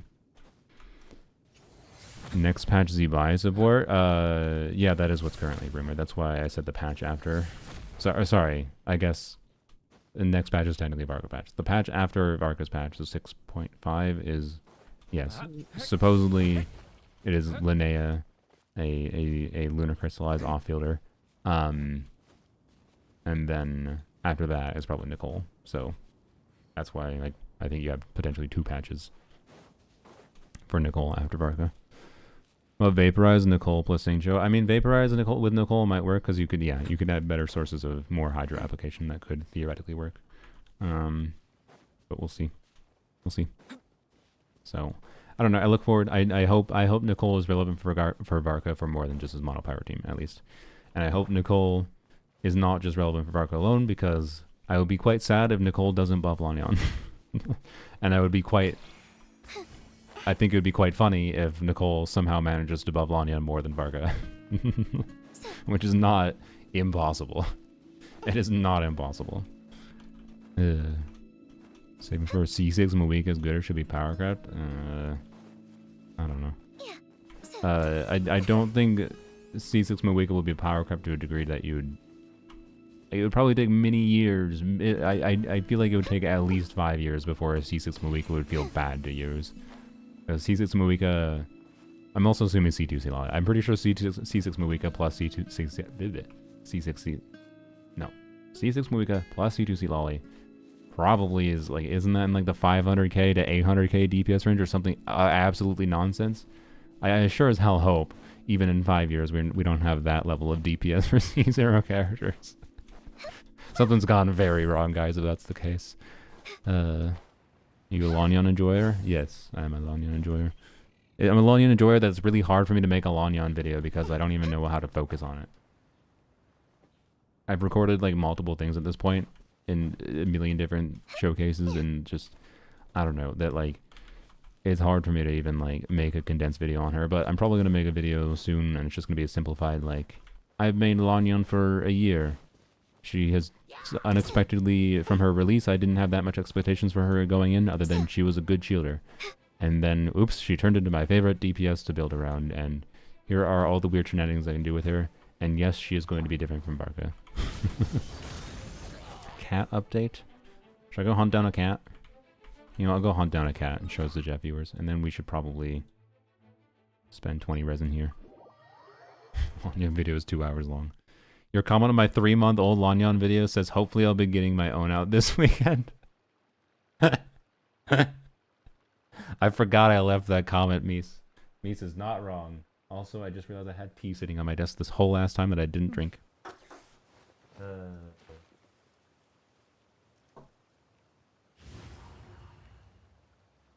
Anyways, let me go find the cat. I'll give you a free cat cam demo. Even though you did cat update. I don't have cat update other than they were being cute earlier. Let me find the creatures. BRB.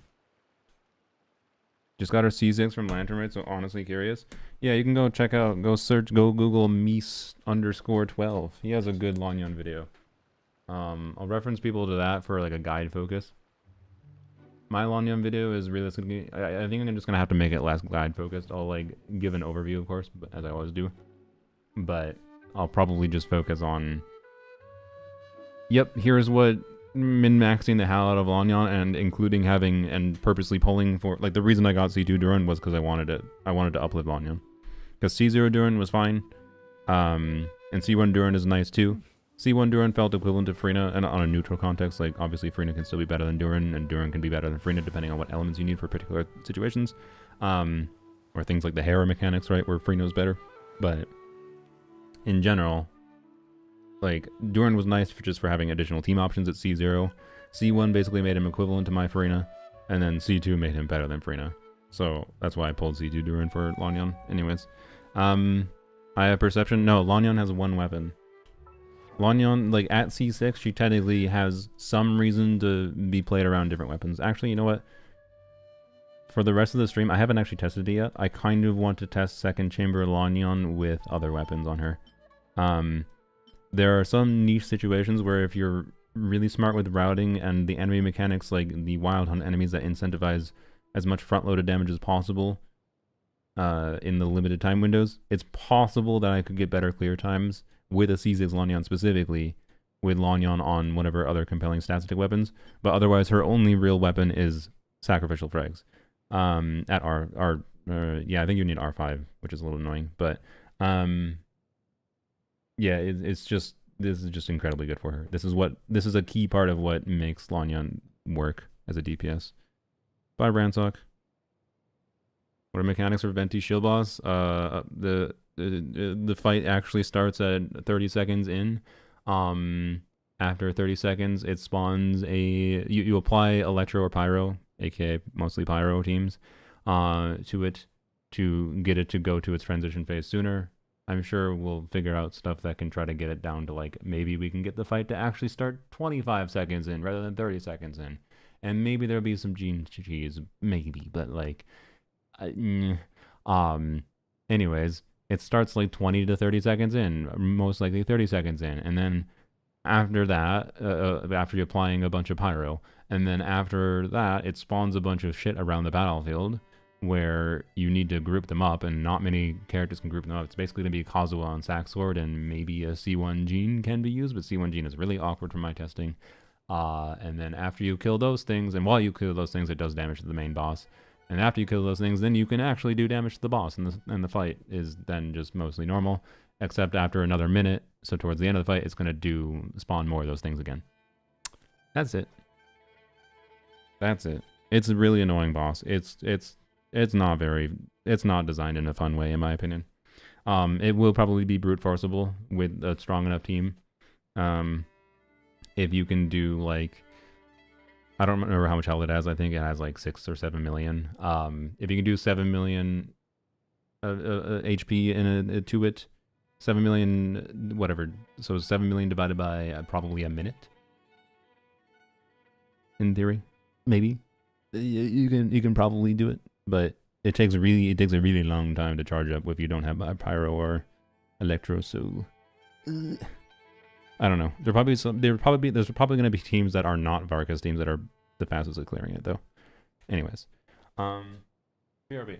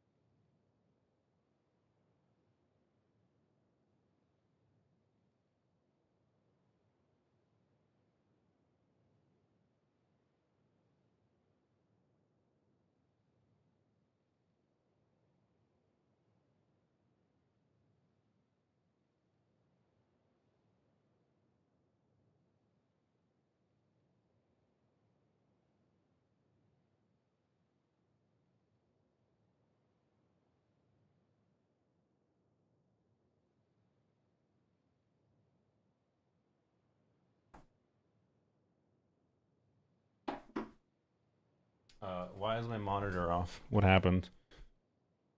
Hello? Am I still streaming? Yes, I think I am. Okay. Weird. No. Yeah, my monitor turned off. There we go. That's weird. Alright. Can I stop here and play? I mean, take a stroll. I want to try it. How do you build her? Lanyon? Two-piece. Is my recommended, because the Lanyon's biggest pain in the ass is, you know, she's not a character with free crit. You don't have an artifact set that gives her free crit. Well, okay, you can use 4P's MH on her. I didn't like it. It's like it's an okay option. If you're playing with Freena, obviously. But elsewise, I think generally speaking, because of how much you just need to prioritize the best combination of crit substats, 2-piece with either 2-piece EM, 2-piece Anemo bonus, 2-piece attack is your most viable option. So you can see I'm doing 2-piece attack. I have an EM timepiece because Lanyon has EM scaling portion over like actual multiplier damage. So EM versus attack timepiece is actually pretty similar. I would say with a level 100 Lanyon at least. Attack timepiece is a little bit better at a baseline for like this Duran team, but EM timepiece is better when I was doing something like Farina against the Hera. EM timepiece is also better when I was doing weird things with Melt with Sea Lolly. And it's not that much worse in general, and I have a better, like, this is it has no bad stats, right? It's incredibly good piece. I don't have the equivalent of this quality of piece. Like, if I had a 40 CV plus 2 EM rolls attack time piece, I would probably use that instead in this team. Like, this could theoretically be that piece if I rerolled it, but yeah. Cat cam? I just did cat cam. I literally just did cat cam. You just redeemed cat cam. Is that a reaction to us dying? Yes. I wonder why Electro, the Wolflore legend, is also Pyro Electro. I have no idea. I think because Mihoyo is stupid. I'm sorry. I feel like the intent is for that wolf and the Mandarega in Stygian to be good for Varka.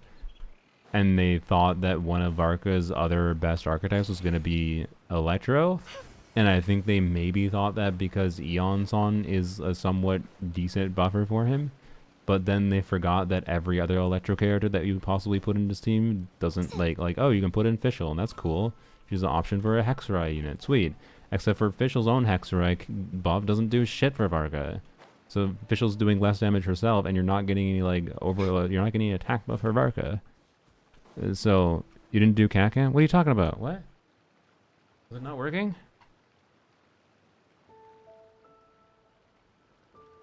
This wasn't working?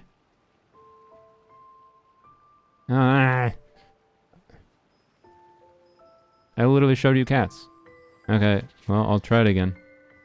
I literally went and found the cats and I showed you cats. And I showed you crimes they committed. Okay, I'll try again.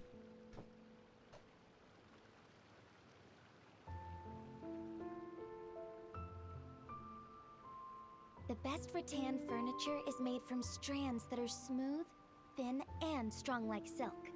Furniture like that can be just as precious as a silver family heirloom. That's no exaggeration.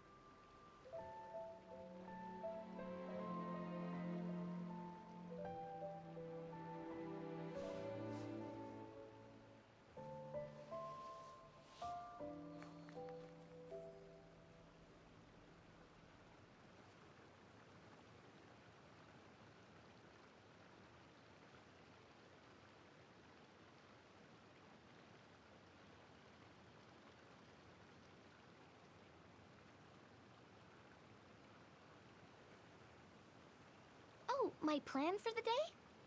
Doing whatever I feel like, I suppose. Same with tomorrow, and the day after that.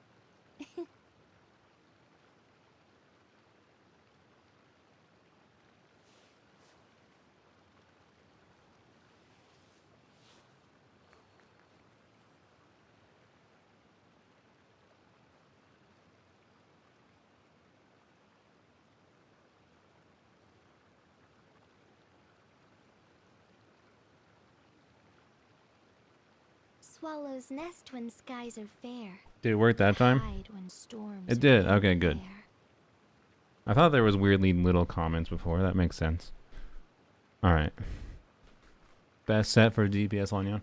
Again, I think most accounts should end up doing 2-piece 2-piece. I have tried, I have compelling pieces on 4-piece Golden Troop, right? Most of her damage is skill damage. The problem I have with it is that, despite the fact that I have, I have good crit value on Golden Troop. I have pieces like this, and I have a 40 CV attack time piece even somewhere here. Even have an attack time piece that has some EM substance, so I want that as an alternative. I do not have an onset attack goblet or an Anemo goblet, but I have really good off-piece Anemo goblets, and I have, okay, that's a decent enough circle. Like, surely, with how good that's a good amount of crit flower feather, 40 CV timepiece, and a good enough circlet, surely that beats out 2-piece 2-piece, right? It doesn't. It just doesn't seem to. And that's even like, and that's like trying a mix of like doing some quick swap shenanigans, because of course you after spending 2 seconds on field, you lose the 25% skill damage bonus. But even then, like 45% skill damage bonus is pretty good, right? When all of her damage from her skill, but I don't know. I've just found it not that compelling. Even when I try to like work around it by like quick swapping, swap off, swap back on field to get the buff again. So yeah. Is VV that much worse? No, not necessarily. Like if you have a really good VV build, it's VV is equivalent to 2-piece no piece for her own damage. Except it also does buff her converted element damage, assuming you get a swirl for Pyro. If you're playing with Freena, you don't always get a swirl for Pyro though, so it's a little iffy. If you're playing with Durin, you should always get a swirl for Pyro. So no, it's like about equivalent. So if you have, again, it's just a problem though of having a 4-piece set that actually is better subset quality than 2-piece 2-piece.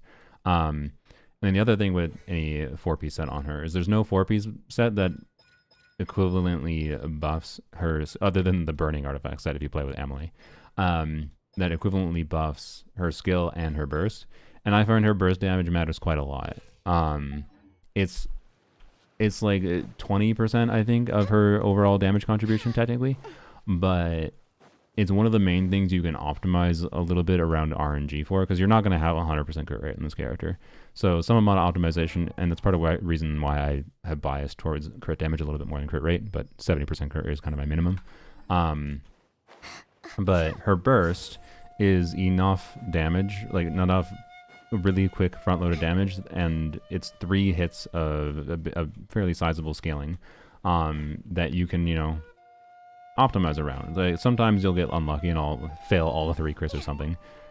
On average it'll be 2 out of 3 crit or whatever. But most of the time, I can purposely I can clear the Hera in 2 and 3 rotations, right? I could restart the Hera in clearer, and like it's not gonna take that many resets, right, to try to like optimize around landing all my crits and my burst kind of thing. And that biases a little bit more towards the burst in favor, and also just the additional AoE value the burst provides is quite significant as well. As soon as there's 2 enemies instead of 1, her burst has significantly higher scaling of functional value in practice. And just in general, the damage value it provides is oftentimes exactly what is needed, I have found, to allow her to clear content a lot faster. And therefore, having a build on her that neglects uplifting her burst damage, I think is kind of... right. It's kind of the idea. And there's no artifact set, again, other than the burning set, unless I'm dumb. And go double check again. That uplifts both her skill and burst damage. So, anyways, in theory, in my opinion, then her new best artifact set with like the burst in context is the newest artifacts. The Hexarai artifacts. You don't get the Hexarai bonus because she's not a Hexarai character, right? But it's freaking sorting by automatically. But this set gives technically a little bit more, like it gives 7% more attack, and it gives 7% more attack than I would otherwise get, right? Yeah, 7% more attack than I would get from 2-piece. So that is technically better. But I'd have to have an incredibly good set of substats for it to beat out my 2-piece. Like, I have put the best artifacts on my Lanyon. This is a 4-liner with no bad rolls. This is a 4-liner with no bad rolls. This is a 4-liner with no bad rolls. This is a 4-liner with no bad rolls. And it's an onset goblin in this case. And this is, oh no, the one piece on my Lanyon build that is a 3-liner with no bad rolls. 100 bits, thank you, Demio. Appreciate it. I really need to set up alerts, so 2-piece attack or EM, doesn't matter. Use either or. Whatever has better substats. It may slightly influence whether or not you want like EM or attack timepiece in theory, but not in a way that's that big a deal.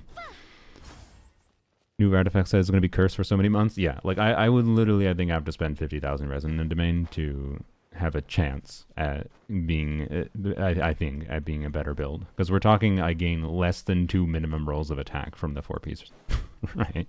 Like, it's insanely nothing. Compared to the substat quality. Like, I don't know. So, I'd have to have this build, but remove the attack, like for it to be better.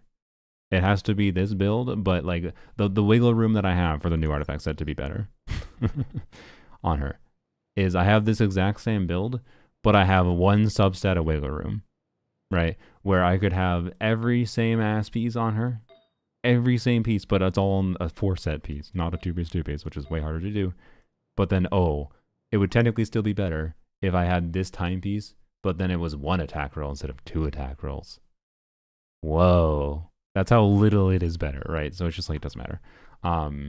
If they ever release an artifact set, though, that like is somewhat similar to the Emily artifact set, but you know, let's say if there's an artifact set that releases that the condition is doing swirls. The condition is doing swirls to get skill and burst damage bonus. Well, then that artifact set will be the best option, right? Like if this artifact set didn't have a burning condition, it would definitely be her best option by far, right? Like attack percent on 2-piece and 50% skill damage, or 50% all damage bonus, but 50% damage bonus for her skill and her burst would be quite significant. So anyways, and the fact that this artifact set exists, by the way, is actually a meaningful contributor to why Lanyon Emily works pretty well together, because you can do Lanyon Emily, Venti, Durin is very fun. You can also do Farazan instead still, and whatever. So just play Emily with Lanyon. I do, it's fun. I just don't default to it, because it doesn't get the biggest damage from Lanyon directly, so it doesn't feel as much like a Lanyon team. Instead, it's more just partially Lanyon, but also partially everyone else, and that's fine. It's still a satisfying balance. I enjoy it, but it's not my favorite. So, she's a swirl DPS. She's not a swirl DPS, but she does swirls, right? So if there was an artifact set that gave a bunch of damage bonus based on doing swirls, then she would be able to proc that set, right? So it's very possible she gets a better set in the future, but for now, I continue to feel like 2-piece is the way. Is she my main? Yeah, at this point, she is the character I play the most. Her and Dia, I say, are my 2 primary units I main. Maybe Varka will earn a place there. What would it take you to activate Emily C1?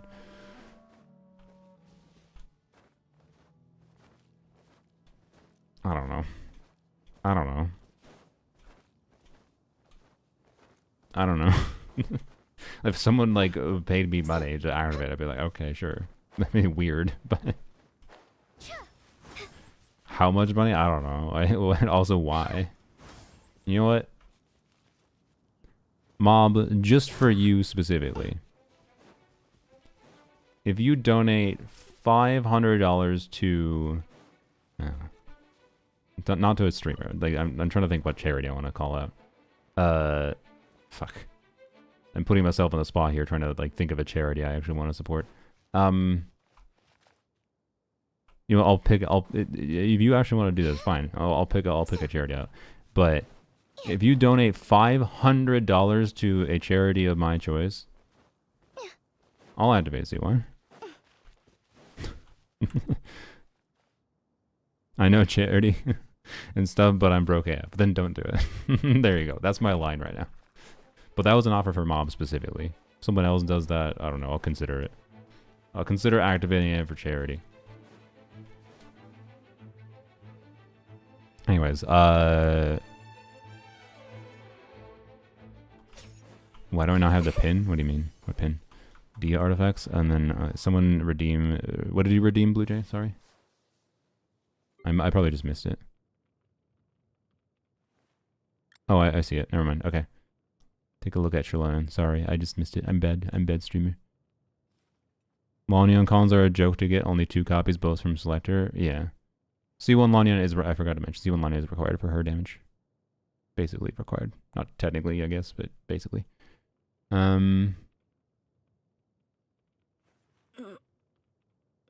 Any hope with Varka? I like Varka a lot, but I'm going to try to invest additionally in him.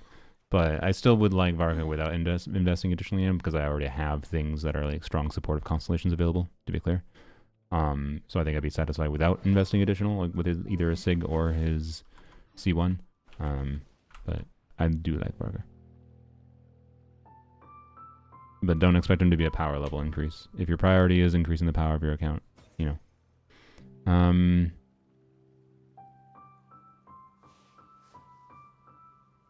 Sorry, I'm reading this message from Blue Jay.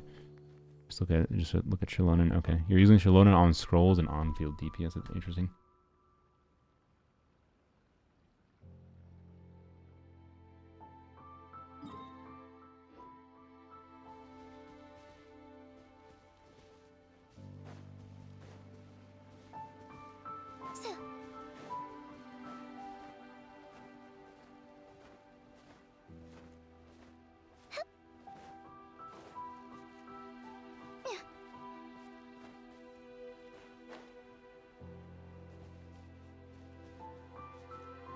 Whoops, I was muted. Yeah, I don't think Varka at Varka C2 R1 probably beats a C0 Skirk, but like I don't know exactly, because C0, like the fact that you can't do a Scofier Farina combo for Varka because Varka for the Cryo boss, because Varka becomes a Hydra DPS, not a Cryo DPS, and of course he counts as an anime unit, not as a Cryo Hydra unit for a Scofier. So, anyways. See your deer's artifacts? Oh, yeah, I forgot. Sorry. Here you can... Wait, what? Oh, yeah, never mind. There you go. Where's Enka? There it is. Check out the Shalonen. DPS Shalonen on scroll. Bap. There you go. Those are some very good artifacts for a DPS loaded on scroll. Yep. ER necessary for Dia? I mean, it depends on the team. I would say yes. With my investment of Dia, I prefer having about 130. So, yeah. Yeah, I am curious. Why aren't you using Obsidian? Because if you use Obsidian, you can just, you know... Also, I assume Geo, yeah, especially with their SIG, I assume a Geo Goblet would be better for DPSing her too. You only need 2900 base defense, by the way, to max out her weapons damage bonus passive. So I think Geo Goblet would be better for what it's worth. But yeah, Obsidian would be better for DPSing her too. Not, but I don't know. They might be playing in some team. I think they mentioned playing with like Durin, for example. So some team that's a conjunction of like it still matters to like get the scroll damage bonus. So maybe because this is like more hybrid DPS rather than full on into DPS Shalana, which is fair. Even with C4, Geo Goblet's better. Okay. Should also support for Ganya. Yeah, okay, that makes sense. My best Geo Goblet did worse than this defense one. Okay, that's fair then. Yeah, I mean if you tested and it did worse, then that makes sense. But this would be a consideration for the future. So yeah, if you want a universal build, I think it's a very good DPS Shalana build. And congrats on clearing that boss with her. Very nice. I don't have much commentary on other than because like I don't know, there wasn't really much to improve there. Yeah, you had like a couple flat HP rolls or whatever that could be turned into crit, but like I think you're straight into complete min-maxing territory that would be hard to see crazy improvements for, right? Durin Albedo Yunjin, yeah. Dia C6, yes. That is C6 Dia. The primary team, you can get away with less ER and Dia technically, with me having C4 in some team contexts, and you can get away with this amount of ER without Dia C4 in the main team that I like to play, which is Dia over Vape. So that's Dia with a Nefa and C6 Chevreuse specifically. Chevreuse with a Fab trigger and funneling her skill particles to Dia. If you can get the Fab trigger consistently at least, which is not that hard on Chevreuse, but it might be a little more difficult if you don't have R5 Fab, right? Sorry, cat is staring at the window, is distracting me. And yeah, anyways, HP attack or mix. So I mean ultimately technically a mix because I'm using her sig, but I would use whatever. Normally I actually use a attack timepiece. I use an attack timepiece normally because it's the one that I have the best substats. So this is actually, sorry, my normal build. I use attack timepiece, attack versus EM timepiece in the Overvape team because I get so many EM buffs for free. I have found that EM versus attack isn't super different most of the time. But a lot of Dia's damage contribution comes from just not, reaction she's triggering, not just vaporizes, but also overloads. So EM is really good for her. And she has dual scaling, which means, scaling on HP and attack. And that means it's not really, that means she doesn't scale fully with attack or EM, so she doesn't gain full value from like attack versus HP main stat. And EM can oftentimes benefit her more than not, so. Chevy Burst only for damage. Chevy Burst for like triggering either Noblesse if you use Noblesse or for triggering Faf. But yeah. Anyways, someone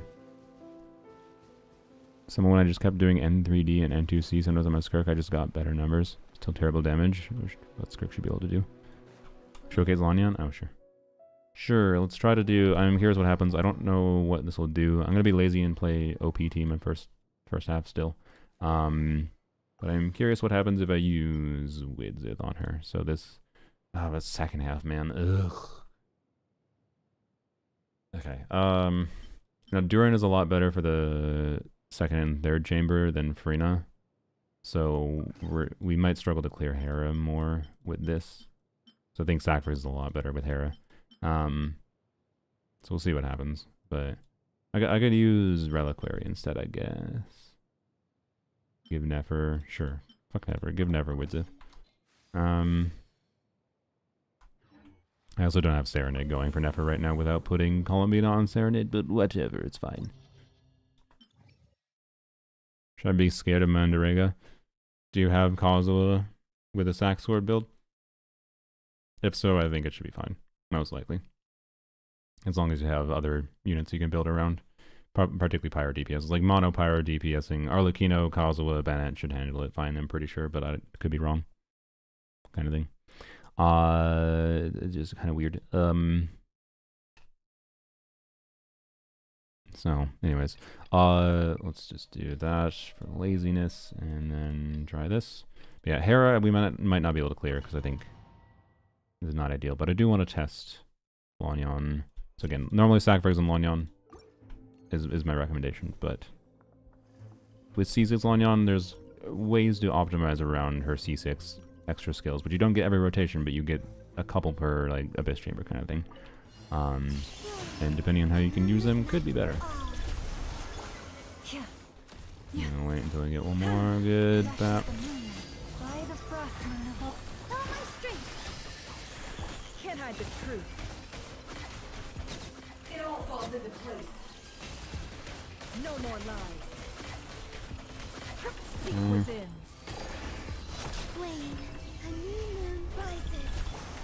I'm surprised my column being a burst every rotation here, but I guess benefit of double Hydra, by the way.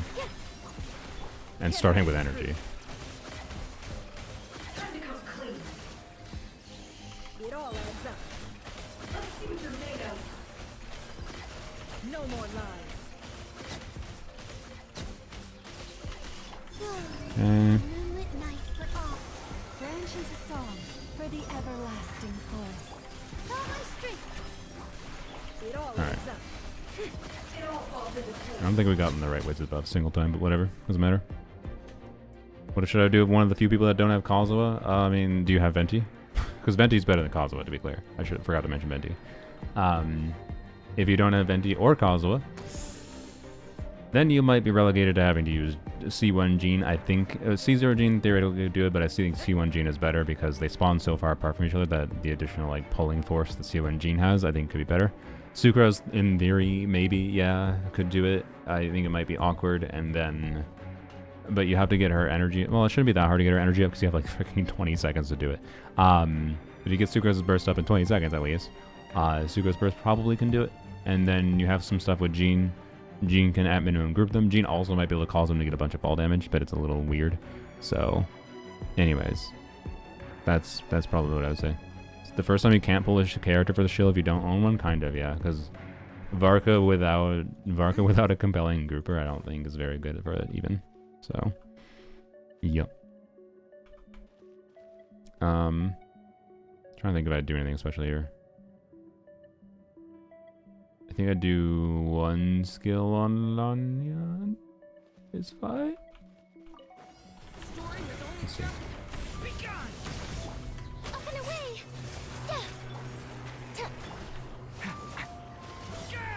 Mm-hmm.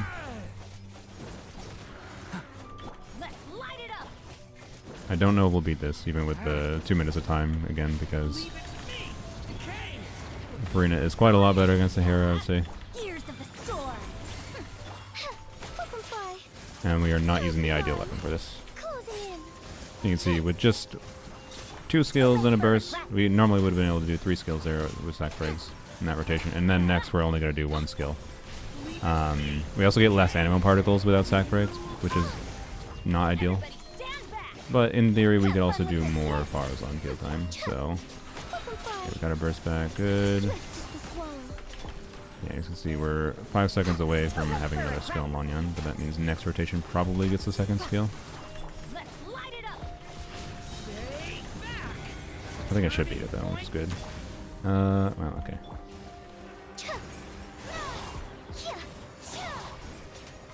Okay. Make sure I don't kill it. Or don't do too much ammo damage to it, that is.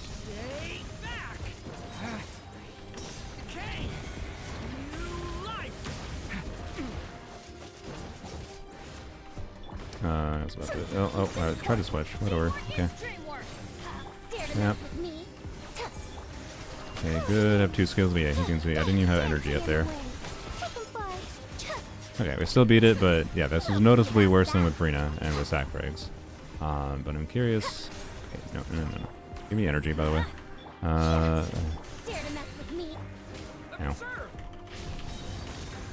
Okay, there we go. I was curious what would happen, though.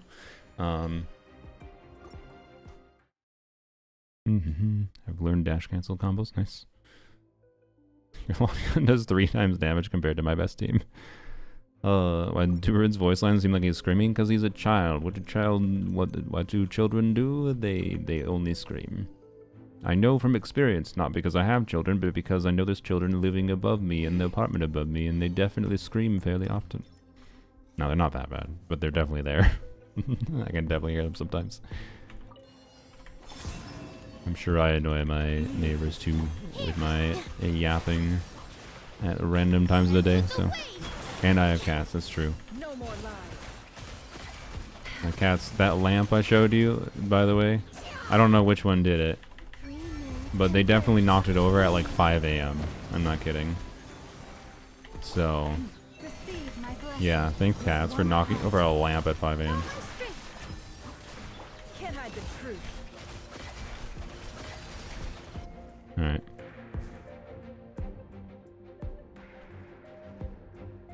One doesn't ever burst. Okay, so this is the difficult chamber that I'm curious. It's possible that Nefer's weapon or Widzith, I just wanted to use Nefer's weapon. Nefer's weapon is going to be less damage than if I got... Like, Widzith is really, really good, actually, if it can make sense, because all the buffs can be good for Lanyan. But the damage bonus buff is a lot better than the other ones. With the damage bonus buff, Lanyan can get bigger, more front-loaded damage with Widzith than she can with Nefer's weapon. But Nefer's weapon with the extra crit rate on average is, I'd say, equivalent or better than Widzith for her. But again, sack frags can easily outcompete Nefer's weapon for Lanyan. So, even with Nefer's weapon giving all the stats it gives. So, yeah. I think I just need to save the extra skill until we get them knocked down, which is fine. Oh, let's make sure I do this. Do. Have fun with this gift. Up and away. Swift is the swan. So I need to make sure I have a...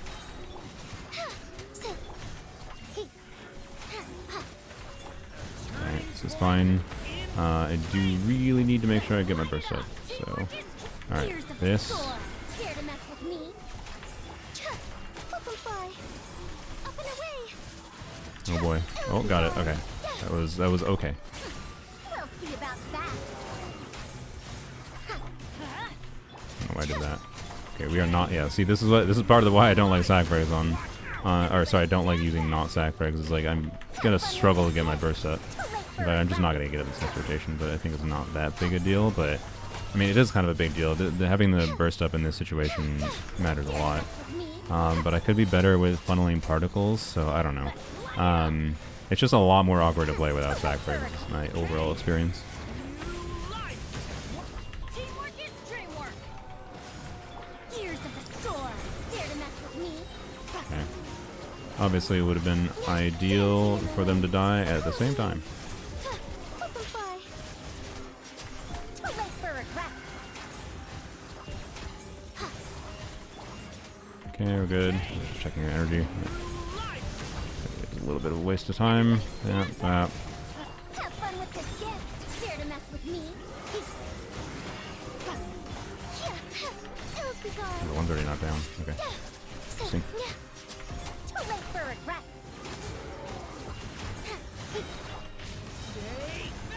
Alright. Turning point. Teamwork is dreamwork. Let's look. Gears of the storm. I maybe should have used Lanyan there, but I chose not to. I'm purposely waiting to use Lanyan. Yeah, because oh, frick, I thought I had the skill with Bennett buff up. Alright, it's fine, it's fine, it's fine. I think that was still okay play, maybe? Oh, I might, no, this one's stunned already. Shit. That was a mistake. Still got it, but very close. I would not say Nefer's weapon is better in this chamber. I don't know, it's kind of better, but the energy... Ugh. Like, if I reconfigure the build around it, maybe, because Lanyan's burst matters much more in an AoE situation here, so, like, maybe it's better? I don't know. But, anyways, I definitely got a better clear with sack frags. Before, when I was using a weaker team on the verse side, and I cleared... The first time I cleared that chamber with Lanyan was with sack frags on her, with Dia on the first side getting, like, a 50 second to a minute clear. I don't remember exactly what it was. Like, I had extra time, but I also, like, cleared it with time to spare. Like, if I had, and it wasn't that optimized, like, I could have cleared with, I think, up to 20 to 30 seconds to spare. Versus that was, like, very close. So, you know.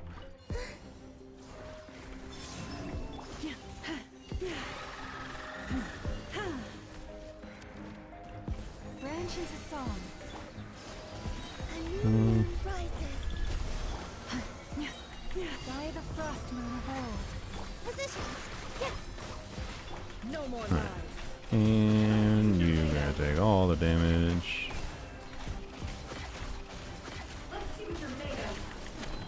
Didn't even kill you in one rotation? Wow. Crazy. Lush as the moonlight, with one heart. Here. Can I be I don't need to do that. Alright. Ain't 2 shredders overkill? What do you mean?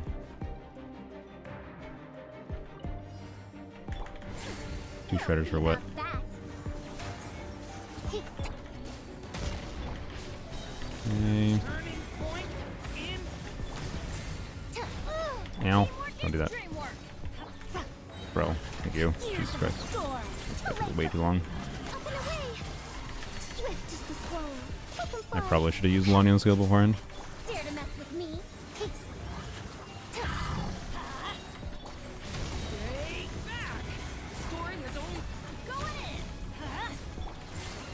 Truth repeats its course. Closing in. Good. Ills be gone. No. I should have did a charge attack before I did that. Everybody stand back. Too late for regrets. Here's the I frame that. Okay.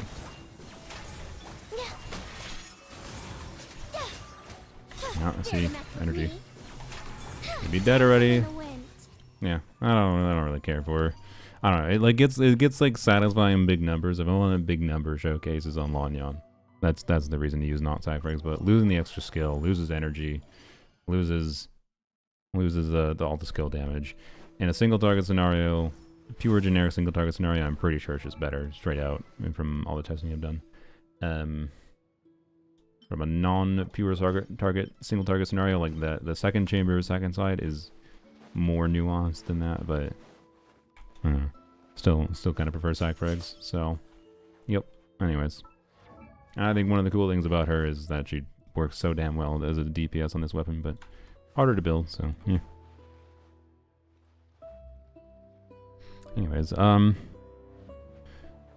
and Endurin both have shred res. Is it needed to have both? Oh, I mean, we're only getting 15% for Endurin. But in this Abyss, yeah, I think it is meaningfully better to have extra red shred. Like the reason I was doing so well against the Legatus Golem is because I have as much red shred as possible. But including Pyro red shred from VD. So, yeah.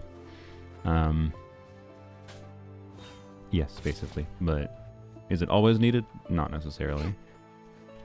It depends. Farina has situations where she can be better than Endurin. So, you know. Hello, kitten. Oh, I need to do... I am not in the mood to do this. In fact, I do need to end the stream soon. Because I really want to get a Z-Buy video out tomorrow. The fact that I'm posting a Z-Buy video after a Varka video is funny. But, oh well. Do you do EU reviews on Akasha? Yeah, I could do Akasha reviews on anyone. But this is not meant to be a review-focused stream. It's a Lanyon stream, as always.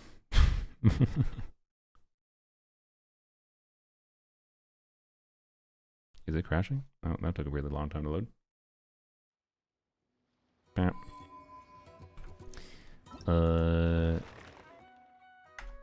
Okay, oh, I need to finish Lantern. Ugh. Oh, gotcha games and timed events. Oh, okay. Either I'll do it myself or I don't know. Whatever. DPS dummy test. The Lanyon team, it gets, if I'm playing well, it gets 100k plus. So it floats around 90 to 100k sustained DPS, but again, the story of that team is weird in that, particularly in Abyss. In Stygian, it'll more be closer to its sustained DPS in practice. But in Abyss, her front-loaded damage mechanics end up... her ability to do front-loaded damage ends up making, I would say, it perform better in practice than the DPS even represents. But But it is, if I'm playing poorly, that with Duran C2, it's hitting 90k. With like Farina C2 on Tenacity, I hit around 85 to 90k, and that was similar to what I got with Duran C1. So, yeah. So if you have all C0 characters, I would expect 80k to probably be your realistic peak. With the similar build investment, to be clear. Bye-bye, streamer. I'm not quite done, but we'll be done soon. As far as streams planned, oh wait, I'm not streaming on oh shoot. Okay, shoot. I would like to stream tomorrow. I want to do theater. Well, I guess theater can wait till whenever. I don't know. Hopefully I'll stream tomorrow. But I don't know. I do. It's been forever since I did a unit risk stream, and I kind of do want to do one if I have the energy for it tomorrow. Dependent on sleeping properly, which may or may not happen depending on how much time I spend making the Z-Buy video. So, would I recommend Billy Lawning as a main DPS? I don't know. Like, I think she's very reliant on having Fars on C6 to feel like she does compelling damage. It's not that she can't do compelling things without, but she's a very comfortable to play unit for the conjunction of damage she deals with a good build, and having, you know, C6 Fars on, and having invested Bennett, and having either Farina or Duran. But it also requires, getting true value out of her requires having a good Farazan build at the same time. And a lot of people neglect to have good stats in Farazan, or a lot of people, like you have Farazan on a supportive-oriented build, but supportive-oriented build with crit stats, right? And a lot of people just neglect farming enough support artifacts in general that I think most people can't end up reaching the potential of what my team can do because they neglect support artifacts. Like, the number one thing I've seen logging into a lot of people's accounts is how much people are neglecting support artifacts. But, like, particularly since last year, I think there's a extremely high relevance to support artifacts, including being used on, like, good builds on support artifacts to cover a variety of situations, whether it be just having extra ER, whether it be having crit to do a little bit more damage with them, while also doing whatever they do on a supportive level, blah, blah, blah, blah. I actually think people need to farm more supportive artifacts. So, Duran C2 worth it? I mean, it was worth it for me because I wanted everything I could for Lanyan. But on a level of, is it worth it versus getting new characters? As always, like, no. It's not necessarily better than getting a new character. But if you care about uplifting any particular team, it's enough to make Duran go from, like, a compelling versatile unit at C0 to having Duran C2 is like, okay, this character is basically Farina, but doesn't require a healer and way stronger in general. Like, I think Duran C2 is meaningfully better than Farina. A lot better than C0 Farina. Now, but to be clear, Pyro offfield is more of something that affects team building, like, than offfield Hydro. Offfield Hydro is something that can enable a bunch of teams.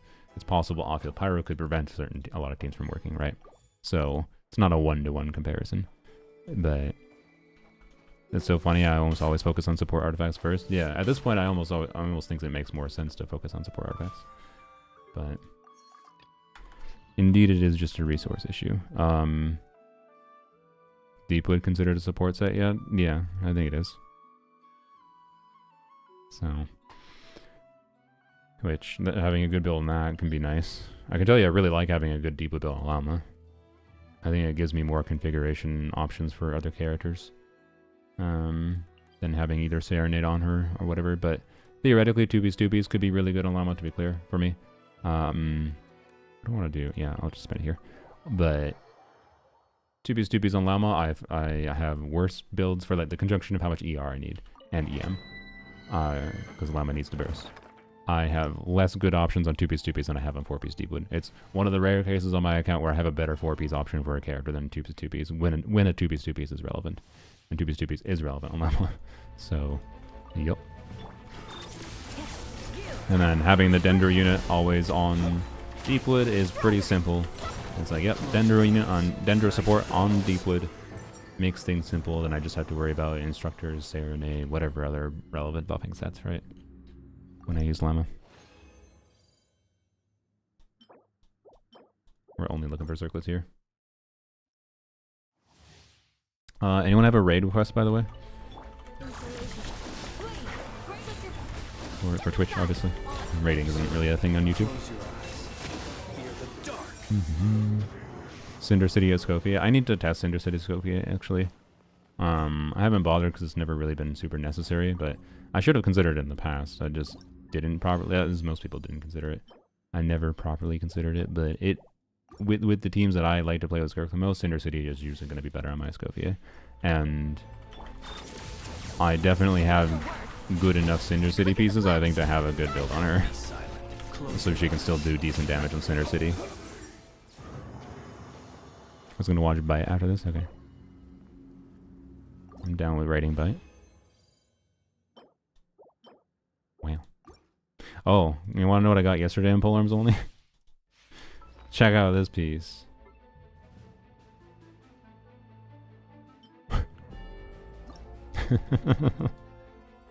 Heckin' 4-liner perfect rollsy buy piece, by the way. Especially because she tends to want more crit damage than crit rate. I was like, thank you, game. Right, that's very useful. But don't worry, guys. Linnea will be able to be an... They're going to be a polearm unit. And they can be on-fielded. And don't worry about the fact that Linnea is going to be a garbage. If Linnea is a polearm... like... if Linnea is a polearm Geo unit... and they're lunacrystallized and they require hydro... that... Yeah. No, I'm upset by this one. I'm sorry, because the only reason I'm farming this set at this point is to get a crit damage circlet with a 4-line piece that is crit rate, attack percent. It was so close. Now it's another Zabai piece. Fuck. Shit. Oh, God. Okay. Well, how much of a Zabai piece is it really? That's the true question. Yeah, I can just feed fodder into this, I think. Okay. So far, very Zabai. Less Zabai. Game is trying to tell me something? Yeah, pull Zabai. Yeah, okay. Pull Zabai in my polearm only account? Yeah. Okay, well this is just Thanos rolled the poopy. Wow, that's a poopy roll circlet. Good thing I don't have Zabai on this account. I'd be a sad person right now. Alright. Well, that was an artifact. Level 50. Wow. No, I'm not using this yet, because there's a very small chance next patch these will give me a Eat Lua. So. Oh boy. But yeah, anyways, if Linnea is a polearm lunacrystallized unit, off-field or on-field, whatever. Not worried about that. But if they're lunacrystallized, they need hydro. Flynn's needs hydro. If they release a new 5-star, especially an off-fielder that needs hydro, it's kind of cooked. I'm not gonna lie. It's kind of cooked. They're gonna be a useless character. We need more. If they're gonna release another character that needs fucking hydro on this account, we need more hydro characters. They keep on releasing niche-ass characters. Like like polearms only is almost a dying experiment at this point because of how restrictive they're making kits. I got so damn lucky that they even released released Flynn's and Anefa, and that Candace worked okay with them, right? Candace works pretty decently, but like a single additional unit that exists and now that needs hydro and it's cooked, right? I know is not a polearm unit. It's a polearm only account, so I'm not saying it's a normal account problem. I'm just saying their current design trends with hyper restrictive character kits means that like there's a very, very high chance future polearm characters are useless. But anyways, I'm hoping that Lohen is has the ability to be a compelling cryo DPS, so that I can do Lohen, Shenhe, Escoffier, because Lohen could be a component in one of the more compelling teams in this account, and I can use it, and notably because of how Escoffier's kit works, unless Lohen's kit needs Hydro. Well, I think Candace is preferred with Escoffier because Freeze is nice. I have the option of using Mika for Escoffier, and I have a C6 Mika anyways, so if Lohen is really standard, I'm not expecting anything. Yeah, I'm not gonna get too hopeful, but that's my cope right now, that Lohen will be, and if he's standard, hopefully he's like, I can pull like base copy of him, maybe if I get lucky, Constellation, Sig Weapon, whatever the fuck. Maybe with Constellations he becomes more compelling main DPS, right?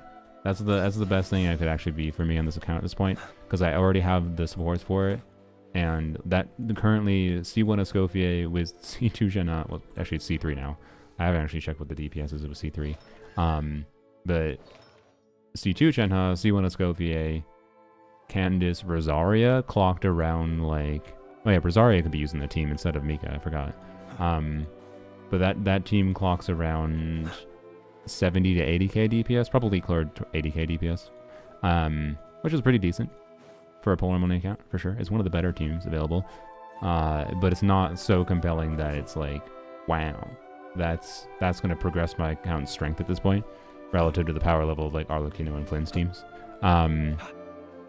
Feels bad to have more than one Lunar team and only one Columbine, yeah. So, yeah, the fact that there's main account, there's normal Genshin accounts that can notice that issue, but also it means it's an exaggerated issue on Polearms only. So, I don't know. It's kind of becoming less compelling to log in daily on Polearms only if like I have zero faith they're actually gonna release, because in the past they didn't make super restrictive character kits, right?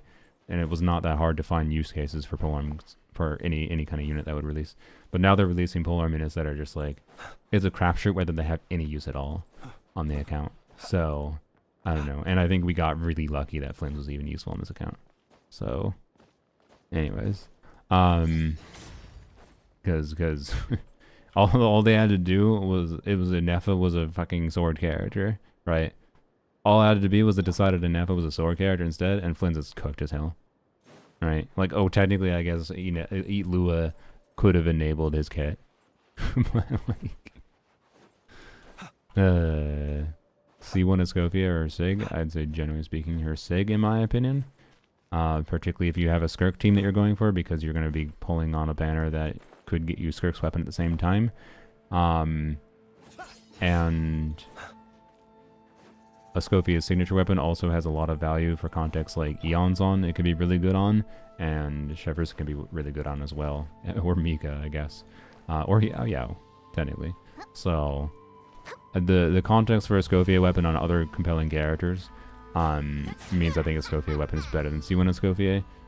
But if you have one particular team that you're playing a lot, like for example, if you want to uplift Ayaka's team, Ayaka, Shenhe, Escoffier, Farina, I think C1 Escoffier is probably better than R1, because Ayaka's getting more damage value from like trying to min-max Shenhe's buff, and more crit is going to uplift that more than the C1, or sorry, R1 would, than just attack. So if you're looking at one hyper-specific team context, might not be the case. But also because the banner again has Skirk weapon, and if you're probably playing Escoffier Skirk, then yeah, that makes that weapon banner for Skirk teams really good. Also, Skirk's weapon is just really good in general, to be honest, as a generic statistic, which people don't realize, because yes, the second part of Skirk's weapon says this only works on Skirk, but the rest of the weapon is still 674 raise attack, gives a bunch of attack percent for free, and 22.1 crit rate, which is pretty damn good. And if you don't have a Kilo Favonia, in the worst case, it's a Bennett weapon. So, Lowen's either Anemo or Cryo if he's playable from the Varka footage. If he's Anemo, that could be interesting, because he could be an Anemo support. Surely, bruh, would they really release another fucking standard banner unit that is Anemo? Please put a Cryo unit that is more compelling on the standard banner, and also first polearm unit on standard banner. I'm down with it. I'm down to have a reason to actually choose a particular character for the selector. Right? I'm very down.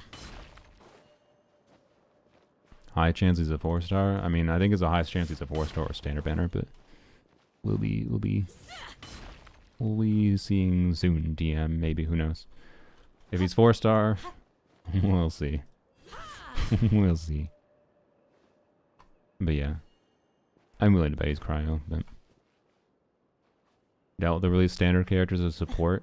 I mean, that would be a good thing for polearms only. If he's like reaches potentially reaches with investment into sports. I'm talking about like with C1 Escofia and whatever. If he can reach towards 150 to 200k DPS at like C2 to C6, somewhere there. Like if he's intended to be a meh cryo DPS, like worse than Skirk but as good as Ayaka at C0, C1, that'd be damn great. That'd be fucking fantastic for me. I think that'd be pretty cool as a standard banner unit in general, no? Like, I'd be fine with a standard banner cryo DPS that gives more relevance to having like a Scofier, Shenhe on anyone's account. Not just polearms only. I think that'd be a good addition to the game. Release a compelling enough cryo DPS that everyone will potentially be able to get eventually. If he's cryo, I'm pretty sure they'll make him never show up in a Scofier team. Yeah, with how they currently are designing units. God, that would piss me off. I don't know. Like, there's never been, like, Ilua is the first unit that I was just like, this dude has no context. He's not worth pulling. He's literally not worth pulling. Not with my pity that I have on polearms only. That's sad. Like, he just doesn't do anything for this account. If they do that again, but next with a 5-star, I'll be even more sad. If they do that again with a 5-star, that might convince me to just stop playing polearms only, to be honest. Which would be sad. But the experiment might actually just be killed by their characters, kit design, not power creep, just like how they're making things hyper restrictive. So, anyways, but I don't know. We'll see how they design him. If they design him to be a cryo melt DPS, he probably won't be very good, but at least he'd still be worth having for fun, right? For having a cryo melt DPS option. We have Xiangling, it'll be fine. We have Eon's on, Xiangling, Lohan, it'll be fine, probably, if he's a cryo melt DPS. It'd work. He isn't necessarily polearm? What? They showed him with a polearm. I'd be surprised if he wasn't polearm, but I guess sure. They usually don't show characters equipped with an actual game, like in-game weapon we can equip with those weapons, I think, unless they are those weapons. But the physical support, I'd be down with that. I actually think that could be actually surprisingly okay. I don't know exactly what that would look like. IFC says Mika. Elu is like Z-Buys Fob, you know. Anyways, we should go raid someone. I actually have to go to the bathroom and I need to stop streaming. So, bye YouTube. Thanks for joining the stream. Looking forward to Varka next week. We'll do all the Varka testing next week, and probably we'll have a good fun time laughing at how he has no content that's going to be particularly forgiving to him. Like, it is really funny having the only endgame content for him being available being this current Abyss cycle, as restrictive as this is. And then Varka releasing for this Abyss cycle is, ugh. And he doesn't even get his Abyss, which also, in my opinion, isn't that good at showcasing his strengths, but is better than the current one. But that doesn't happen until like 3 weeks in, so it's gonna be weird. I don't know. I'm looking forward to seeing how okay he's going to be, but he's a fun boy. Anyways, bye bye YouTubes. Drink water. Thank you. I'll drink water in a second, but let me find someone to raid. I actually really gotta go to the bun, y'all.